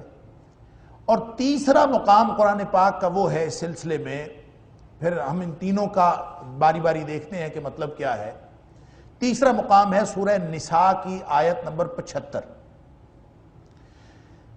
جس میں اللہ تعالیٰ نے فرمایا ہے وَمَا لَكُمْ لَا تُقَاتِلُونَ فِي سَبِيلِ اللَّهِ، تمہیں کیا ہو گیا ہے کہ تم اللہ کے راستے میں لڑتے نہیں ہو، قتال نہیں کرتے، وَالْمُسْتَضَعْفِينَ مِنَ الرِّجَالِ، والنساء والولدان الذين يقولون ربنا اخرجنا من هذه القرية الظالم اهلها، کہ کمزور مرد، عورتیں اور بچے وہ چیخ چیخ کے کہہ رہے ہیں کہ اللہ ہماری بستی کے لوگ ظالم ہو گئے ہیں، ہمیں اس بستی سے نکال دے۔ جب تمہیں ایسی کیفیت دیکھنے کو مل رہی ہے تو مسلمانوں تم جہاد کیوں نہیں کرتے؟ یہ تین مقامات میرے خیال میں جہاد کی فرضیت کے اعتبار سے بہت اہم۔ اب ان تینوں مقامات کو اگر آپ دیکھیں تو جہاں جہاد کی فرضیت کے مقام کا پتہ چلتا ہے، وہاں اسلام کی پالیسی کا بھی پتہ چلتا ہے کہ اسلام کی پالیسی کیا ہے جنگ کے بارے میں۔ دیکھیں، اسلام کی پالیسی جنگ نہیں ہے، یہ بڑی ذمہ داری سے میں بات کر رہا ہوں۔ جنگ، لڑنا، قتال کرنا اسلام کی پالیسی نہیں۔ اسلام کی پالیسی امن ہے، اور اسلام کا معنی ہی امن ہے۔ اسلم یسلم اسلام، اسلام سلم سے ہے، اور سلم کا معنی امن ہوتا ہے۔ تو جو اسلام جس کا معنی ہی امن ہے اور ہر وقت امن و سلامتی کا درس دیتا ہے، اس کی پالیسی جنگ ہو کیسے سکتی ہے؟ وہ لوگوں کو لڑا کیسے سکتا ہے؟ لہذا لڑائی اور جنگ اسلام کی پالیسی نہیں ہے، اسلام کی پالیسی ہے امن۔ لیکن اس امن کو اگر کوئی تباہ کرے، اور سمجھ لیجئے یہ امن، معاشرے کا امن اسلام کو کتنا پسند ہے، اور اسلام اس کو کتنی پریورٹی دیتا ہے، ہر چیز کے اوپر کتنی ترجیح دیتا ہے، اس کی ایک مثال عمر فاروق رضی اللہ تعالیٰ عنہ کا وہ قول ہے کہ جب عمر فاروق رضی اللہ تعالیٰ عنہ کو خنجر لگا، ابو لولو فیروز مجوسی نے آپ کے اوپر حملہ کیا اور زہر میں بجھا ہوا وہ خنجر تھا، عمر فاروق رضی اللہ تعالیٰ عنہ زخمی ہو گئے، اور بظاہر امید کوئی نہیں تھی کہ آپ بچیں گے۔ 3 دن تک آپ زندہ رہے، مشورہ ہوتا رہا کہ بعد میں خلیفہ کون ہوگا آپ کے بعد، آپ خلیفہ مقرر کر جائیے۔ تو عمر فاروق رضی اللہ تعالیٰ عنہ نے 6 بندوں کی کمیٹی بنا دی کہ یہ 6 بندوں کی کمیٹی ہے، ان میں سے کوئی ایک خلیفہ بن جائے گا، اور آپ نے ان 6 بندوں کی کمیٹی کو حکم دیا کہ 3 دن کے اندر اندر آپ فیصلہ کر لیں، اور فیصلہ کر لیں کہ تم میں سے امیر کون ہوگا۔ اب 6 بندے کون تھے؟ یہ 6 بندے عشرہ مبشرہ میں سے جو باقی 7 تھے اس میں سے 6 لوگ تھے، یعنی وہ 10 لوگ جن کو نبی اکرم صلی اللہ علیہ وسلم نے دنیا میں جنت کی بشارت دی، ان 10 میں سے 2 فوت ہو چکے تھے، ایک حضرت ابوبکر صدیق رضی اللہ تعالیٰ عنہ، ایک حضرت ابو عبیدہ بن جراح رضی اللہ تعالیٰ عنہ، وہ 2 فوت ہو چکے تھے، اور ایک تیسرے خود عمر فاروق رضی اللہ تعالیٰ عنہ اس دنیا سے جا رہے تھے۔ باقی ان کے علاوہ 7 لوگ موجود تھے۔ ان 7 میں سے آپ نے 6 کو نامزد کیا، 7ویں کو نامزد نہیں کیا۔ اس لیے نہیں کیا کہ 7ویں تھے سعید بن زید، وہ حضرت عمر فاروق رضی اللہ تعالیٰ عنہ کے بہنوئی تھے۔ ان کو اس لیے نہیں کیا کہ لوگ یہ نہ سمجھیں کہ یہ اپنے بہنوئی کو امیر بنانا چاہتا، لیکن جب وہ 6 کو مقرر کیا تو یہاں موضوع کے اعتبار سے جو بات میں آپ کے سامنے رکھنا چاہتا ہوں وہ یہ ہے کہ آپ نے حضرت صہیب رضی اللہ تعالیٰ عنہ کو حکم دیا کہ ان 6 لوگوں کو ایک گھر میں بند کر دینا، اور یہ 3 دن کے اندر اندر اپنا فیصلہ کر لیں کہ ان میں سے امیر کون ہوگا، اور ساتھ یہ کہا کہ جب یہ فیصلہ کر لینا کہ امیر کون ہوگا، ایک دفعہ فیصلہ ہو جائے اور اناؤنس ہو جائے کہ فلاں امیر ہے، اس کے بعد اگر ان 6 میں سے باقی 5 لوگوں میں سے کوئی شخص اختلاف کرے نا کہ میں اس کو امیر نہیں مانتا، تو حضرت صہیب رضی اللہ تعالیٰ نے سے فرمایا کہ اس کا سر قلم کر دینا۔ کیوں؟ اس لیے ان میں سے ہر آدمی امیر بننے کا اہل ہے، ان میں سے ہر آدمی خلیفہ بننے کا اہل ہے، یہ ساری امت کی کریم ہے، لیکن اگر وہ ایک دفعہ امیر کا فیصلہ ہو جانے کے بعد ایک شخص اختلاف کرے گا تو اس سے معاشرے کا امن تباہ ہوگا۔ تو معاشرے کے امن کو اسلام اتنی اہمیت دیتا ہے کہ اپنے کریم افراد کو بھی اسلام قربان کر دیتا ہے معاشرے کے امن کے لیے۔ لہذا معاشرے کا امن اسلام کی پہلی ترجیح ہے، اور یہی پالیسی، اور وہ امن خراب کرنے والا چاہے کوئی اندر سے اٹھے چاہے کوئی باہر سے اٹھے، اسلام کی پالیسی یہ ہے کہ اس امن خراب کرنے والے ہر عنصر کو، ہر فیکٹر کو، چاہے وہ ایک اجتماعیت کے روپ میں ہو، چاہے وہ انفرادیت کے روپ میں ہو، اس کو آہنی ہاتھ سے کچل دینا چاہیے. اور یہ آہنی ہاتھ جو کچل دینے کے لیے حرکت میں آتا ہے، اسی کا نام جہاد اور قتال. اسلام کا ادارہ جہاد یہ حرکت میں آتا ہی اس وقت ہے جب معاشرے کا امن تباہ ہو، اور کوئی بھی امن کو تباہ کرنے کی کوشش کرے، وہ اندر سے اٹھے چاہے باہر سے اٹھے، اس کو آہنی ہاتھ سے کچل دینا، یہی اسلام کی پالیسی ہے جو امن کو تباہ کرنے کے لیے اٹھتا. اب ان تینوں مقامات فرضیت کو دیکھ لیجئے. وَقَاتِلُوا فِي سَبِيلِ اللَّهِ الَّذِينَ يُقَاتِلُونَكُمْ، ان سے لڑو جو تم سے لڑتے ہیں. اس کا مطلب یہ ہے کہ جو تم سے نہیں لڑتا اس سے تو نہیں لڑنا. جو لڑے گا انیشیٹ کون کر رہا ہے؟ جو لڑتا ہے. دوسری جگہ فرمایا سورہ حج کے اندر اُذِنَ لِلَّذِينَ يُقَاتَلُونَ بِأَنَّهُمْ ظُلِمُوا، ان کو اجازت ہے لڑنے کی جن کے اوپر ظلم کیا گیا. تو ظلم اگر کوئی نہ کرے تو پھر لڑنے کی اجازت نہیں ہے. دو باتیں ہوگی. تیسری بات سورہ نساء کے اندر فرمایا کہ تمہارے اوپر ظلم نہیں ہو رہا، تمہارے ساتھ کوئی نہیں لڑ رہا، لیکن قریبی بستی کے اوپر لوگ ظلم ڈھا رہے ہیں.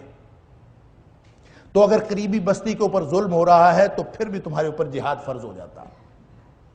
اب ان تینوں صورتوں میں، چاہے قریبی بستی مسلمانوں کی اس کے اوپر ظلم ہو رہا ہو، چاہے تمہارے اوپر ظلم ہو رہا ہو، چاہے تمہارے ساتھ کوئی لڑے، ان تینوں صورتوں میں قتال انیشیٹ کس نے کیا ہے؟ انیشیٹ تو دوسروں نے کیا. اس کا مطلب یہ ہوا کہ اگر کوئی انیشیٹ نہ کرے تو اسلام کا ادارہ قتال حرکت میں نہیں آتا. اسلام کا ادارہ قتال اسی وقت حرکت میں آتا ہے جب کوئی شخص اس کو انیشیٹ کرے. اچھا، بعض مفسرین نے یہاں لکھا ہے، یہ بات سمجھ لیجئے، بعض مفسرین نے لکھا ہے کہ یہ ابتدائی حکم تھا. ابتدا میں یہ تھا کہ جو لڑے اس سے لڑو، بعد میں یہ حکم ختم ہو گیا. کہ جیسے یہاں پہ اگلی آیت میں فرمایا ہے کہ وَاقْتُلُوهُمْ حَيْثُ ثَقِفْتُمُوهُمْ، کہ ان کو قتل کرو جہاں بھی ان کو پاؤ، جہاں ملے ان کو پکڑ کے قتل کر دو. اسی طرح کا حکم سورہ توبہ کی آیت نمبر 5 کے اندر بھی ہے کہ وَقَاتِلُوهُمْ حَيْثُ وَجَدْتُمُوهُمْ، کہ جہاں بھی تم ان کو پاؤ ان کو قتل کر دو. تو اس سے لوگوں نے یہ سمجھا ہے کہ یہ پہلے ابتدائی حکم تھا کہ وَقَاتِلُوا فِي سَبِيلِ اللَّهِ الَّذِينَ يُقَاتِلُونَكُمْ، جو تم سے لڑے اس سے لڑو. بعد میں یہ حکم ختم ہو گیا. وہ آیات یہ بتاتی ہیں کہ کفار جہاں بھی ملے ان کو پکڑ کے قتل کر دو. اس کے لیے کسی انیشیشن کی ان کی طرف سے ضرورت نہیں ہے، آپ خود بھی اقدامی جہاد بھی کر سکتے ہیں. یہ تصور بالکل غلط ہے. قرآن خود بتاتا ہے القرآن یفسر بعضہ بعضا، قرآن کا اپنا ہی ایک حصہ دوسرے کی تشریح کرتا ہے. ان آیات کی کہ جن آیات میں ہمیں پتہ چلتا ہے کہ مشرکین کو بس صرف مشرک ہیں پکڑ کے قتل کر دو، یہ کوئی پالیسی اسلام کی نہیں. سورہ توبہ کی آیت نمبر 5 کا میں نے حوالہ دیا. آیت نمبر 36 کے اندر اللہ تعالیٰ نے فرمایا وَقَاتِلُوا الْمُشْرِكِينَ كَافَّةً كَمَا يُقَاتِلُونَكُمْ كَافَّةً. اس نے وضاحت کر دی کہ جس طرح تمہیں سارے کے سارے مسلمانوں کو مشرکین قتل کرنے کے درپے ہیں، اسی طرح تم بھی ان کو قتل کرنے کے درپے ہو جاؤ. جیسے وہ تمہیں قتل کرتے ہیں ویسے تم ان کو قتل کرو. تو اس کا مطلب یہ ہے کہ مشرکین اگر لڑائی انیشیٹ نہ کرے تو تم نے ان کے اوپر لڑائی کے لیے صرف اس لیے کہ وہ مشرکین ہیں تم ان کو مارنا شروع کر دو. یہ اس کی اسلام نے کوئی اجازت نہیں دی. پھر نبی کریم صلی اللہ علیہ وسلم کے طریقہ کار سے بھی یہ بات سمجھ آتی. آپ مکہ مکرمہ سے مدینہ منورہ تشریف لے گئے. پہلا غزوہ جس کو ہم غزوہ بدر کہتے ہیں، اس سے پہلے بھی 3-4 مہمات ہو چکی تھی، اور وہ ساری کی ساری مہمات جتنی بھی ہوئی ہیں، غزوہ بدر بھی اس میں شامل کر لیجیے.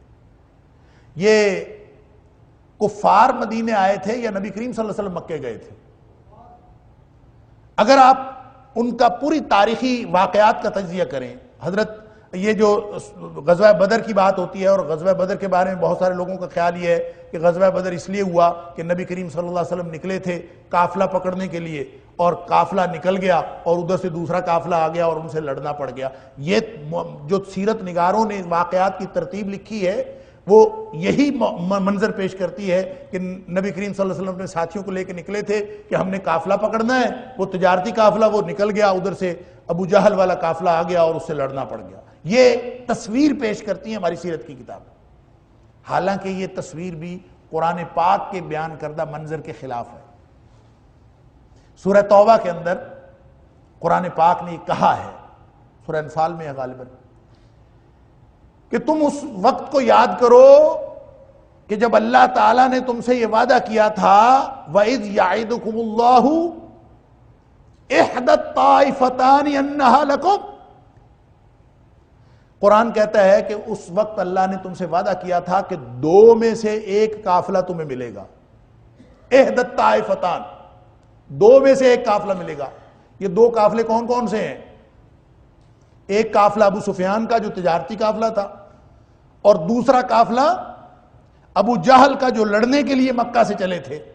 اب یہ دونوں قافلے جب تھے تو قرآن نے کہا ہے نا دونوں میں سے ایک ملے گا تمہیں. اگر وہ دونوں قافلے تھے ہی نہیں، ایک ہی قافلہ تھا. یہ اس وقت کی بات ہے جب نبی کریم صلی اللہ علیہ وسلم مدینے سے چل رہے ہیں. بات صرف اتنی تھی کہ نبی کریم صلی اللہ علیہ وسلم نے وعدہ کیا تھا کہ دو قافلوں میں سے ایک کے ساتھ ہمارا آمنا سامنا ہونا ہے. صحابہ کرام دعائیں کر رہے تھے. قرآن بتاتا ہے کہ صحابہ کرام دعائیں کر رہے تھے کہ جو ان غیر ذات الشوکۃ تکون لکم،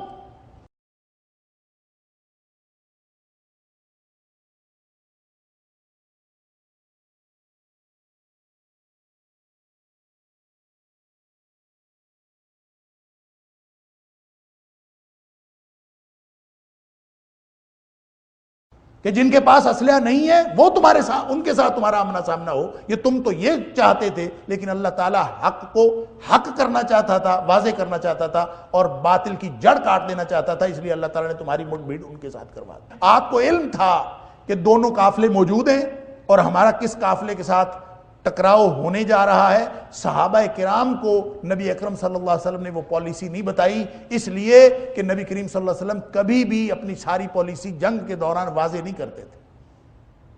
اور یہ بات واضح تو انیشیٹ کنہوں نے کیا؟ خیر اس کی لمبی تفصیلات ہیں.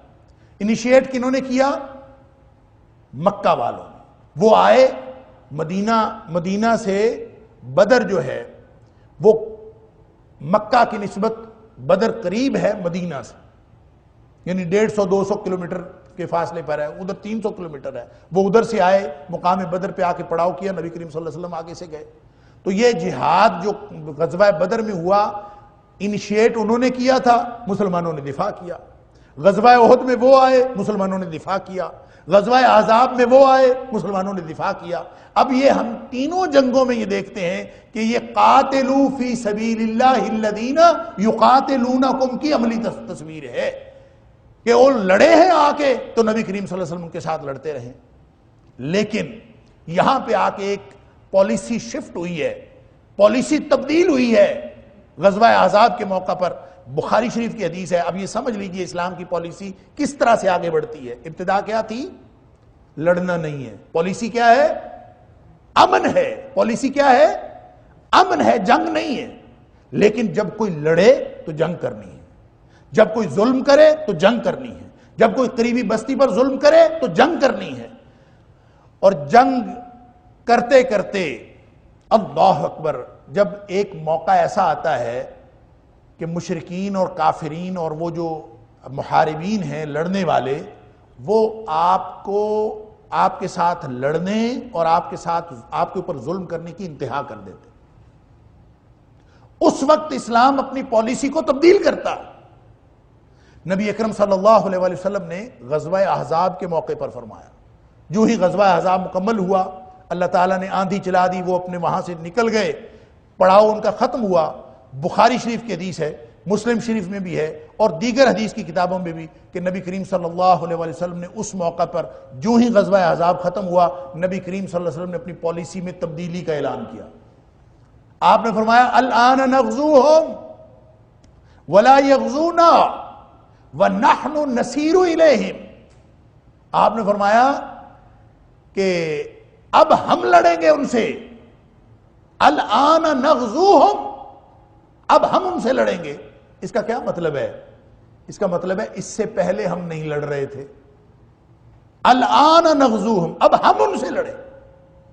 اس کا مطلب ہے اب یہ بتاتا ہے کہ اس سے پہلے نبی کریم صلی اللہ علیہ وسلم نے تینوں جنگیں لڑیں، لیکن نبی کریم صلی اللہ علیہ وسلم اقدامی جہاد نہیں فرما رہے تھے، آپ کو لڑائی میں ملوث کیا گیا تھا، آپ کے اوپر لڑائی مسلط کی گئی تھی، اس لیے نبی کریم صلی اللہ علیہ وسلم لڑ رہے تھے۔ اور لیکن اب جب انتہا کر دی کہ سارا عرب اس چھوٹی سی بستی کو تباہ کرنے کے لیے آ گیا، تو نبی کریم صلی اللہ علیہ وسلم نے اپنی پالیسی تبدیل کی، آپ نے فرمایا اب ہم اقدامی جہاد بھی کریں گے، نحن نسیر الیہم، فرمایا الآن نغزوہم، اب ہم ان سے لڑیں گے، ولا یغزونا، وہ اب ہم سے نہیں لڑیں گے، اب وہ نہیں آئیں گے چڑھائی کرنے، اب ہم جائیں گے چڑھائی کرنے۔ اور پھر آپ نے فرمایا نحن نسیر الیہم، ہم پیش قدمی کریں گے ان کی طرف۔ اور پھر ہم نے دیکھا کہ غزوہ خیبر بھی ہوا، پھر ہم نے دیکھا غزوہ فتح مکہ بھی ہوا، پھر ہم نے دیکھا غزوہ تبوک بھی ہوا، پھر ہم نے دیکھا غزوہ طائف بھی ہوا۔ یہ سارے وہ غزوات ہیں جو نبی کریم صلی اللہ علیہ وسلم کی اس پالیسی کو، یہ پالیسی تبدیل کرنے کے بعد کے غزوات ہیں۔ اس سے پہلے کے غزوات کی نوعیت اور ہے، لیکن یہ پالیسی، یہ وہی پالیسی ہے نبی کریم صلی اللہ علیہ وسلم کی جو اصل میں قرآن کی پالیسی۔ قرآن کہتا ہے وَقَاتِلُوا فِي سَبِيلِ اللَّهِ الَّذِينَ يُقَاتِلُونَكُمْ وَلَا تَعْتَدُوا، جب تم نے لڑنا بھی ہے نا ایسے لوگوں سے جو تمہارے ساتھ لڑائی کر رہے ہیں، زیادتی نہیں کرنی۔ لیکن ایک مقام آتا ہے کہ زیادتی بھی کرنی پڑ جاتی ہے۔ اللہ اکبر، فرمایا الشہر الحرام بالشہر الحرام، ترجمہ آپ سن چکے ہیں ان آیات کا، ان کو ترتیب کے ساتھ ذہن میں رکھیے۔ فرمایا الشہر الحرام بالشہر الحرام، یہ آیت اس وقت نازل ہوئی جب معاہدہ حدیبیہ ہو چکا تھا، اور معاہدہ حدیبیہ میں یہ طے پایا تھا کہ اگلے سال تم لوگ عمرہ کرنے کے لیے آ جانا، اس وقت اجازت دے دی جائے۔ لیکن کوئی ضروری تو نہیں تھا کہ اب وہ اس سال اجازت دیتے۔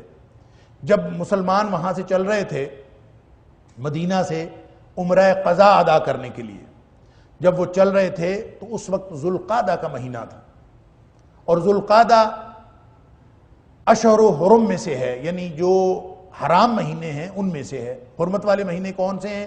4 مہینے حرمت والے، ذوالقعدہ، ذوالحجہ، محرم اور رجب۔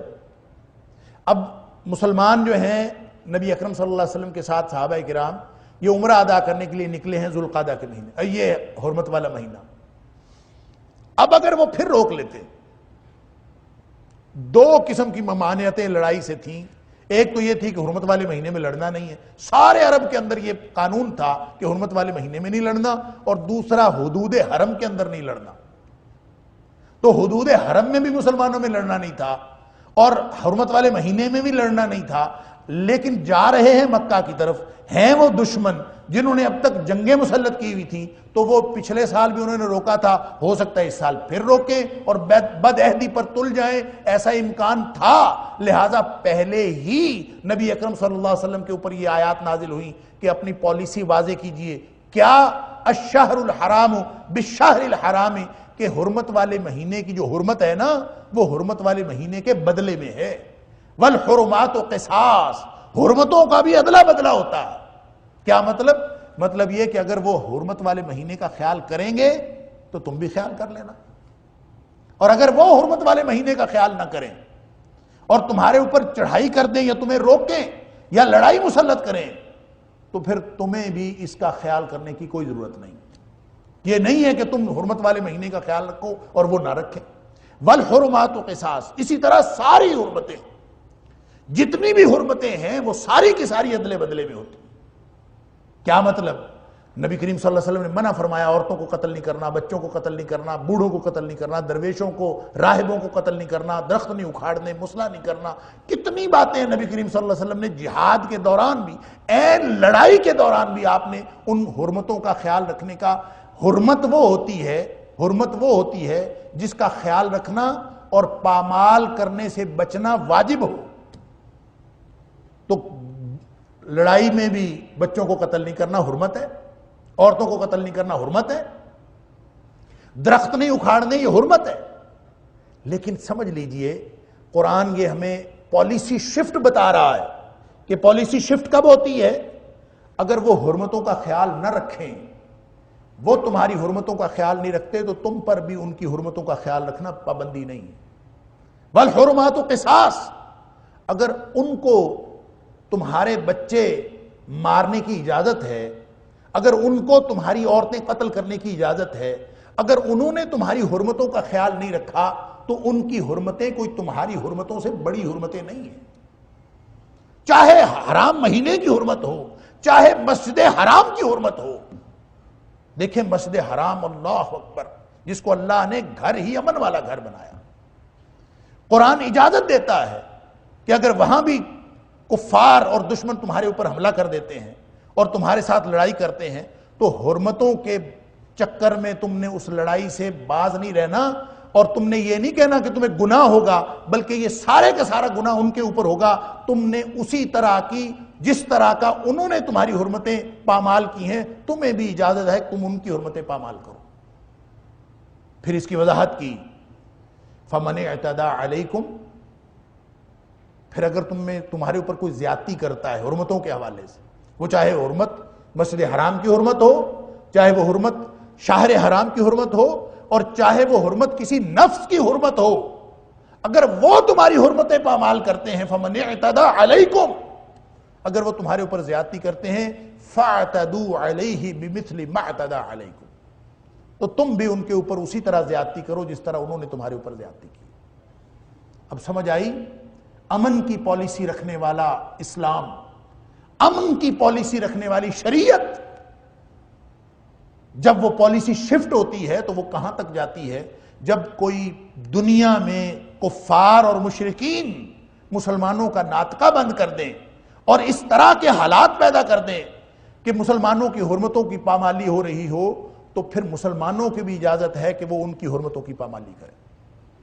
یہ پالیسی جو امن سے شروع ہوئی تھی، پھر انہوں نے جنگ انیشیٹ کی، پھر مقابلے پہ آئی، دفاعی جنگ بنی، دفاعی جنگ اب اقدامی جنگ بن گئی ہے کہ نبی کریم صلی اللہ علیہ وسلم فرماتے ہیں الآن نغزوہم ولا یغزونا، اب ہم جائیں گے، اب ہم لڑیں گے، اب ہم ان کے اوپر حملہ کریں گے، وَنَحْنُ نَسِيرُ إِلَيْهِمْ، ہم پیش قدمی کریں گے۔ یہ پالیسی شفٹ ہوتی ہے، اور اس شفٹ کرنے کی اور حرمتوں کو اور زیادتیوں کا بدلہ لینے کی جو پالیسی ہے، یہ بھی اس کی بنیاد بھی انہی کے اقدامات ہیں کہ اگر تمہارے ساتھ وہ انہوں نے حرمتیں پامال کی ہیں تو تم بھی ان کی حرمتیں پامال کرو۔ مسلمانوں نے اگر جہاد کو چھوڑا ہے تو انہوں نے امن کو پکڑا ہے، تو وہ کہتے ہیں بس امن ہی امن ہے، ہماری حرمتیں پامال ہوتی رہیں، ہم تو امن کے دائی۔ اور جنہوں نے جہاد کو پکڑا ہے وہ کہتے ہیں کہ مشرک مل جائے، جہاں کہیں مل جائے اس کو پکڑ کے مار دیں۔ اسلام نے یہ تو نہیں کہا۔ ہاں، حربی کافر جنہوں نے تمہیں گھر سے نکالا ہے، جنہوں نے تمہارے ساتھ لڑائیاں کی ہیں، ان کے لیے اسلام نے واضح طور پر قرآن نے سورہ ممتحنہ کے اندر تو ایک لکیر کھینچ دی ہے۔ فرمایا کہ لا ینہاکم اللہ عن الذین لم یقاتلوکم فی الدین ولم یخرجوکم من دیارکم ان تبروہم وتقسطوا الیہم۔ اسلام نے کب منع کیا ہے، اللہ نے کب منع کیا ہے ان کافروں کے ساتھ بھی اچھا سلوک کرنے سے، تو جو تم سے لڑتے نہیں ہیں، جنہوں نے تمہیں گھروں سے نکالا نہیں ہے، ان کے ساتھ لڑنے کی تو دور کی بات ہے، قرآن اللہ اس بات سے بھی منع نہیں کرتا ان تبروہم وتقسطوا الیہم، تم ان کے ساتھ حسن سلوک کرو، ان کے ساتھ انصاف کی بات کرو، تم ان کے ساتھ حسن سلوک کرو، اس کو اللہ پسند کرتا ہے۔ ان اللہ یحب المقسطین، اللہ ایسا انصاف کا معاملہ کرنے والوں کو پسند کرتا ہے۔ انما ینہاکم اللہ عن الذین قاتلوکم فی الدین واخرجوکم من دیارکم وظاہروا علی اخراجکم۔ اللہ تعالیٰ نے جو منع کیا ہے نا، دوستی نہیں رکھنی، ان کے ساتھ تعلق نہیں رکھنا، ان کے ساتھ لڑنا ہے، وہ کون ہے؟ وہ ہے قاتلوکم فی الدین، جو تم سے دین کی وجہ سے لڑتے ہیں۔ تم مسلمان ہو، وہ غیر مسلم ہیں، تم سے دین کی وجہ سے لڑتے ہیں۔ وَأَخْرَجُوكُم مِّن دِيَارِكُمْ، انہوں نے تمہیں تمہارے گھروں سے نکالا، وَظَاهَرُوا عَلَىٰ إِخْرَاجِكُمْ، یا پھر نکالا نہیں بھی ہے تو نکالنے والوں کی مدد کی ہے کسی نہ کسی طور، جو جنگ میں شامل ہیں ان کے ساتھ لڑنے کی اسلام تلقین کرتا۔ لہٰذا آپ سمجھ لیجئے کہ پالیسی جو امن سے شروع ہوتی ہے وہ اس انتہا تک جاتی ہے کہ اگر وہ تمہاری حرمتوں کا خیال نہیں رکھتے تو جس سٹائل میں، جس انداز میں وہ تمہارے اوپر جنگ مسلط کیے ہوئے ہیں، تم بھی اسی سٹائل میں اور اسی سطح کی جنگ ان کے اوپر مسلط کر سکتے ہو۔ یہی نبی اکرم صلی اللہ علیہ وسلم کا اسوہ ہے، یہی قرآن پاک کی یہ آیات بتا رہی ہیں، اور فرمایا واتقوا اللہ، دیکھو اتنی زیادتی کرنی ہے بمثل ما اعتدى علیکم، جتنی انہوں نے تمہارے اوپر زیادتی کی ہے، اس سے زیادہ کرو گے تو تم ظالم قرار پاؤ گے۔ جو شروع کرتا ہے وَهُمْ بَدَؤُوكُمْ أَوَّلَ مَرَّةٍ، قرآن کہتا ہے انہوں نے شروع کی ہے۔ جب شروع انہوں نے کی ہے تو پھر جس طرح کا ظلم وہ تمہارے اوپر کرتے ہیں تم بھی اسی طرح ان کے ظلم کا جواب دو گے تو معاشرے میں امن قائم ہوگا، فتنہ ختم ہوگا۔ اور تم سمجھتے ہو کہ یہ لڑنا بہت بری بات ہے، قتال کرنا بہت بری بات ہے، خون ریزی کرنا بری بات ہے، فرمایا وَالْفِتْنَةُ أَشَدُّ مِنَ الْقَتْلِ، جو فتنہ ہے نا یہ قتل سے زیادہ بری بات ہے۔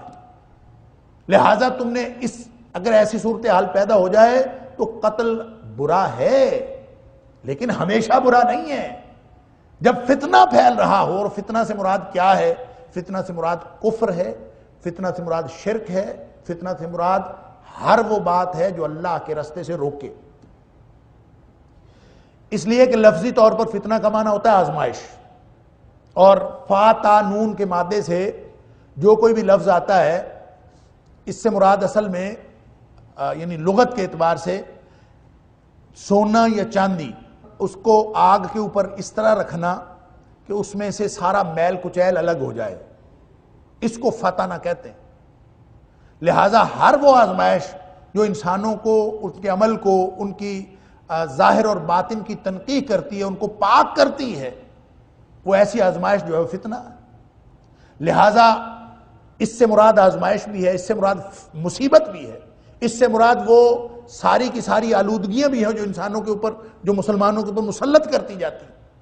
لہٰذا وہ فتنہ وَيَكُونَ الدِّينُ لِلَّهِ، دین اللہ کا رہ جائے، تو اس سے مراد ہر وہ چیز فتنہ ہے جو اللہ کے دین سے روکے، جو اللہ سے دین سے روکنے والا ایسا کوئی ماحول پیدا ہو جائے، کفار اللہ کے دین سے روکیں، مسلمانوں کو اسلام کی وجہ سے مسلمانوں کو نقصان پہنچا رہے ہوں، اور مسلمانوں کا واحد قصور یہ ہو کہ وہ مسلمان ہیں اور ان کی حرمتیں پامال کی جا رہی ہوں، تو پھر ایسی صورت میں اسلام نے اجازت دی ہے کہ تم بھی ان کے اوپر اسی طرح وار کرو جس طرح وہ تمہارے اوپر وار کرتے ہیں، اور یہ اس وقت تک جاری رہنا ہے۔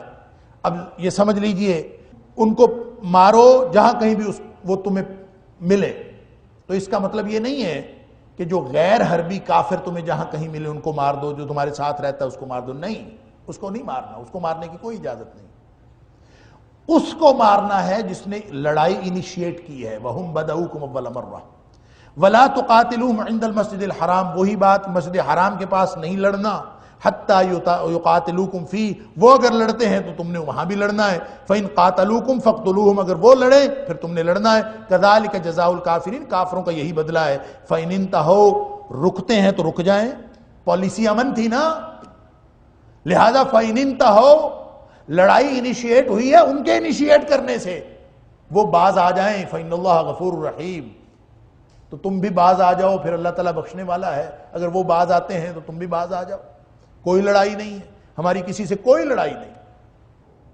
فَإِن جَنَحُوا بِالسِّلْمِ فَاجْنَحْ لَهَا، اگر وہ امن کی طرف آ جائیں، فَإِن جَنَحُوا لِلسِّلْمِ، اگر وہ امن کی طرف جھک جائیں، این لڑائی میں ان کو خیال آ جائے کہ ہم نے امن قائم کرنا ہے، ہم جنگ بندی کی طرف آ جاتے ہیں، فرمایا فَاجْنَحْ لَهَا، تو تم بھی اس فوراً جھک جاؤ اور فوری طور پر امن قائم کر دو، اس لیے کہ اسلام کی پالیسی تو ہے ہی امن، اسلام تو لڑائی چاہتا ہی نہیں ہے۔ لڑائی تو اس لیے کی کہ انہوں نے مسلط کی تھی، اور مسلط کی ہوئی لڑائی میں بھی اگر انہوں نے جنگ بندی کا اعلان کیا ہے تو فوری طور پر آپ نے بھی جنگ بندی کو قبول کر لینا۔ یعنی یہ ایسی شاندار تعلیم ہے اسلام کی کہ اس پوری پالیسی کو ظاہر کر دیتی ہے، اور بلکہ وہاں پہ فرمایا اللہ اکبر وَإِن يَخْدَعُوكَ، ہو سکتا ہے نا کہ انہوں نے یہ جنگ بندی کا اعلان ہے یہ دھوکے سے کیا ہو یا دھوکہ دینے کے لیے کیا ہو، تو قرآن کہتا ہے کہ اگر انہوں نے دھوکہ دینے کے لیے بھی کیا ہو فَإِنَّ حَسْبُكَ اللَّهُ، تو تمہیں پھر بھی اللہ کافی ہو جائے گا، پھر بھی جنگ بندی قبول کر لینی ہے۔ یعنی اگر وہ دھوکہ دینے کے لیے بھی امن کی بات کر رہے ہو تو تم نے امن کی بات قبول کر لینی۔ اور یہ بھی اگر آپ اس پالیسی کو ڈسکس کریں گے، ہم سورہ انفال اور سورہ توبہ پہ پہنچیں گے تو انشاءاللہ وہاں پہ اور بھی ایک دو باتیں ہیں۔ مثلا یہ جنگ بندی کا معاہدہ ہی لے لیں، یہ اگر بار بار ہو رہا ہے اور کوئی شخص جو ہے وہ کوئی قوم آپ کے ساتھ معاہدہ کرتی ہے، پھر معاہدہ توڑ دیتی ہے، پھر معاہدہ کرتی ہے، پھر معاہدہ توڑ دیتی ہے، تو اللہ تعالیٰ قرآن میں فرماتا ہے فَانبِذْ إِلَيْهِمْ عَلَى سَوَائٍ، جو بد عہدی کے مرتکب ہوتے ہیں نا بار بار، ان کا معاہدہ بھی ان کے منہ پر دے مارو۔ کوئی ضرورت نہیں ہے ایسی قوموں کے ساتھ بار بار معاہدہ کرنے کی اور معاہدہ کر کے اس کی پابندی کرنے کی کہ جناب انہوں نے معاہدہ امن کیا ہم کر لیں۔ تو اسلام اپنی امن کی پالیسی کو ایک خاص حد تک جاری رکھتا ہے، اور جب وہ حد کراس کی جاتی ہے کفار کی طرف سے تو اسلام کا ادارہ جہاد، ادارہ قتال حرکت میں آتا ہے، اور وہ حرکت میں آتا ہے اور اس وقت تک رہتا ہے جب تک اللہ کا دین قائم نہ ہو جائے، اور جو ہی اللہ کا دین قائم ہو جائے یعنی امن قائم ہو جائے تو اسلام فوری طور پر جنگ سے ہاتھ کھینچ لیتا ہے۔ لیکن اگر حرمتوں کی پامالی تک بات آ جائے تو اسلام اجازت دیتا ہے کہ تم بھی ان کی حرمتوں کی پامالی اسی طرح سے کرو جس طرح سے انہوں نے تمہاری حرمت کی پامالی کی ہے۔ وَلَا تَعْتَدُوا، لیکن اس سے زیادہ بڑھ کے نہیں کرنا، جتنا انہوں نے کیا ہے اتنا ہی کرنا ہے۔ یہ اسلام کی جنگ کی اور جہاد کی پالیسی اللہ تعالی ہم سب کو سمجھ عطا فرمائے۔ وَأَنفِقُوا فِي سَبِيلِ اللَّهِ وَلَا تُلْقُوا بِأَيْدِيكُمْ إِلَى التَّهْلُكَةِ وَأَحْسِنُوا إِنَّ اللَّهَ يُحِبُّ الْمُحْسِنِينَ، اور خرچ کرو اللہ کے راستے میں، وَلَا تُلْقُوا بِأَيْدِيكُمْ إِلَى التَّهْلُكَةِ، اور نہ ڈالو اپنے آپ کو اپنے ہاتھوں تباہی کی طرف، بربادی کی طرف نہ ڈالو۔ وَأَحْسِنُوا، اور اچھے کام کرتے رہو، ان اللہ یحب المحسنین، اللہ اچھے کام کرنے والوں کو پسند کرتا ہے۔ یہ آیت جو ہے خرچ کرتے رہو، ایک تو اس کا سیاق و سباق کے ساتھ یہ تعلق ہے کہ جہاد جب کیا جاتا ہے یا قتال کیا جاتا ہے اس میں خرچ کرنے کی ضرورت بھی پڑتی ہے، اور ظاہر ہے کہ صرف وہ جان سے نہیں ہوتا، ساتھ مال بھی ہوتا ہے، مال بھی لگتا ہے۔ لہٰذا وَانفِقُوا فِي سَبِيلِ اللَّهِ کا مطلب یہ ہے کہ اللہ کے رستے میں جہاں کہیں جہاد ہو رہا ہو، کفار کے ساتھ مسلمان برسر پیکار ہوں، اس پر مال خرچ کیا جانا چاہیے۔ لیکن مفسرین نے خاص طور پہ حافظ ابن کثیر رحمہ اللہ نے ایک روایت نقل کی ہے حضرت ابو ایوب انصاری رضی اللہ تعالیٰ عنہ کی۔ وہ کہتے ہیں کہ یہ آیت ہمارے بارے میں نازل ہوئی ہے۔ حضرت ابو ایوب انصاری رضی اللہ تعالیٰ عنہ فرماتے ہیں یہ آیت ہمارے بارے میں نازل ہوئی۔ کیوں؟ اس لیے کہ وہ فرماتے ہیں کہ جب جنگ، جہاد اور ایسے معاملات مکمل ہو گئے، اسلام کو اللہ تعالیٰ نے تقویت دے دی، اور کوئی بظاہر ایسے تنگ دستی کے حالات نہیں تھے اور نہ ہی کوئی جنگ کے حالات تھے، مسلمانوں کے اندر خوشحالی تھی، تو انصار جو تھے جنہوں نے مال بھی خرچ کیا، جانیں بھی لگائیں اسلام کے لیے، حضرت ابو ایوب انصاری رضی اللہ تعالیٰ عنہ فرماتے ہیں یہ آپس میں مشورہ کرنے لگے کہ اب تو ہم فارغ ہو گئے ہیں، اب تو کہیں مال خرچ کرنے کی ضرورت نہیں ہے، کہ اب تو اسلام کو تقویت حاصل ہو گئی ہے، تو اب کسی کو مال دینا لینا نہیں ہے۔ آپس میں اس طرح کے مشورے کر رہے تھے کہ اب ہم بالکل فارغ ہو گئے ہیں، کوئی چیز ہمیں کسی کو دینی لینی نہیں۔ اس پر اللہ تعالیٰ نے یہ آیت نازل فرمائی کہ وَانفِقُوا فِي سَبِيلِ اللَّهِ وَلَا تُلْقُوا بِأَيْدِيكُمْ إِلَى التَّهْلُكَةِ، اللہ کے رستے میں خرچ کرتے رہو اور اپنے آپ کو ہلاکت میں نہ ڈالو۔ کیا مطلب؟ جب اللہ کے رستے میں خرچ کرنا جو قوم بند کر دیتی ہے، اللہ تعالیٰ اس کے اوپر ہلاکت اور بربادی مسلط کر دیتے ہیں۔ تو جس نے بچنا ہو ہلاکت اور بربادی سے وہ اللہ کے رستے میں خرچ کرتا رہے۔ اور یہ فی سبیل اللہ کی اصطلاح جو ہے یہ بالکل عام ہے، اس کے اندر سب سے اولین مفہوم میں جہاد شامل ہے، قتال شامل ہے۔ جب کفار کے ساتھ مسلمان برسر پیکار ہوں تو اس میں مال لگانا چاہیے۔ دوسرے نمبر پر فی سبیل اللہ میں جو دین کی تعلیم ہے اور دین کی تعلیم کے ادارے ہیں اور دین کی تعلیم میں جو بھی افراد اپنی زندگیاں لگائے ہوئے ہیں وہ اس میں شامل ہیں، ان کے اوپر بھی مال خرچ کرنا وہ وَانفِقُوا فِي سَبِيلِ اللَّهِ ہے۔ اور پھر دین کی اشاعت کے لیے اگر کوئی ادارہ، کوئی بھی فرد یا کوئی ادارہ دین کی اشاعت کے لیے کام کر رہا ہے تو وہ بھی فی سبیل اللہ کے اندر آئے گا۔ یہ تین کیٹیگریز ہیں جن کو فی سبیل اللہ میں آپ شامل کر سکتے ہیں۔ ہر کام فی سبیل اللہ نہیں ہوتا۔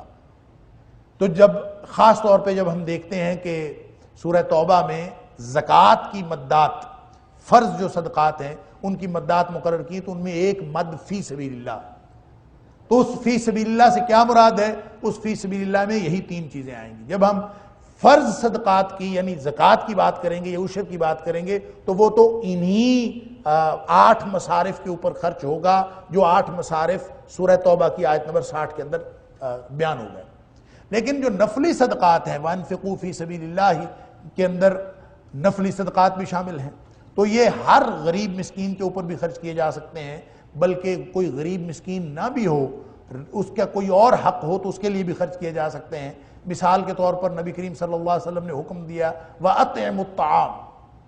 اس میں آپ نے یہ نہیں فرمایا کہ غریبوں کو کھانا کھلاؤ، کسی کو بھی کھانا کھلاؤ، آپ اپنے جیسوں کو کھلاؤ، اپنے بہن بھائیوں کو کھلاؤ، اپنے رشتہ داروں کو کھلاؤ. کھانا کھلانا مطلقاً نیکی ہے. اور اگر کوئی شخص کھانا کھلاتا ہے، یہ الگ بات ہے کہ کوئی بڑی دعوت کرے کوئی شخص اور چھوٹوں کو چھوڑ دے، صرف بڑے بڑے امراء کو اس میں دعوت دے، تو اس کی شریعت نے حوصلہ شکنی کی ہے. اور نبی کریم صلی اللہ علیہ وسلم نے فرمایا بدترین دعوت ولیمہ وہ ہے جس میں غرباء اور مساکین کو چھوڑ دیا جائے اور صرف امراء کو بلایا جائے، وہ بدترین دعوت ہے. لہٰذا ان کو تو نہیں چھوڑنا، لیکن بالعموم آپ ایسی دعوتیں کریں، ایسی جگہ پہ خرچ کریں، رشتہ داروں پہ خرچ کرنا، چاہے وہ غریب ہوں چاہے نہ ہوں. اگر وہ غریب ہیں رشتہ دار تو پھر 2 اجر ہے، ایک رشتہ داری کا، ایک ان کے غریب ہونے کا. لہٰذا آپ یہ انفاق فی سبیل اللہ جو ہے اللہ کے راستے میں خرچ کرنا، اس کی کوئی تحدید نہیں، صرف فرض صدقات کے حوالے سے وہ تحدید ہے جو میں نے عرض کیا. باقی جو نفلی صدقات ہیں اس کے علاوہ اس کے لیے کوئی تحدید نہیں ہے. ہمیشہ خرچ کرتے رہنا چاہیے، اس لیے کہ جو خرچ کرتا ہے وہی ہلاکت سے بچتا ہے، اور جو قوم خرچ نہیں کرتی اس کے اوپر اللہ تعالیٰ ہلاکت اور بربادی مسلط کر دیتا. کتنا خرچ کرنا ہے اور کیسے خرچ کرنا ہے؟ اللہ اکبر. نبی کریم صلی اللہ علیہ وسلم نے فرمایا کہ فرشتے نازل ہوتے ہیں 2 اللہ کی طرف سے، اور وہ آ کے دعائیں کرتے ہیں، اور دعا یہ کرتے ہیں کہ اللہ جو خرچ کرنے والا ہے اس کو تو بہتر مال عطا فرما، اور جو خرچ نہیں کرتا، جو روک رکھتا ہے، اس کے مال کو تلف کر دے، اس کے مال کو برباد کر دے. یہ روز فرشتے دعائیں کرتے ہیں. لہذا بربادی تو فرشتوں کی دعا کی وجہ سے ہے کہ جو شخص روکتا ہے، مال کو روک رکھتا ہے، اس کے اوپر فرشتے بد دعا کرتے ہیں. اور نبی اکرم صلی اللہ علیہ وسلم غالب حضرت اسماء رضی اللہ تعالیٰ عنہا کو فرمایا تھا کہ اتنا خرچ کیا کرو کہ خرچ کرتے وقت گنا نہ کرو. انفقی ولا تحصی. خرچ کیا کرو، گنا نہ کرو خرچ کرتے وقت. کیوں؟ فیحصی اللہ علیک. اگر تو گن گن کے خرچ کرے گی تو اللہ بھی تجھے گن گن کے دے گا. تو بغیر گنتی کے اللہ کے راستے میں خرچ کیا کر، تاکہ اللہ بھی تجھے بغیر حساب کتاب کے رزق عطا کرے. اللہ تعالیٰ مجھے اور آپ کو قرآن سمجھنے اور اس پر عمل کرنے کی توفیق عطا فرمائے. وآخر دعوانا ان الحمدللہ رب العالمین.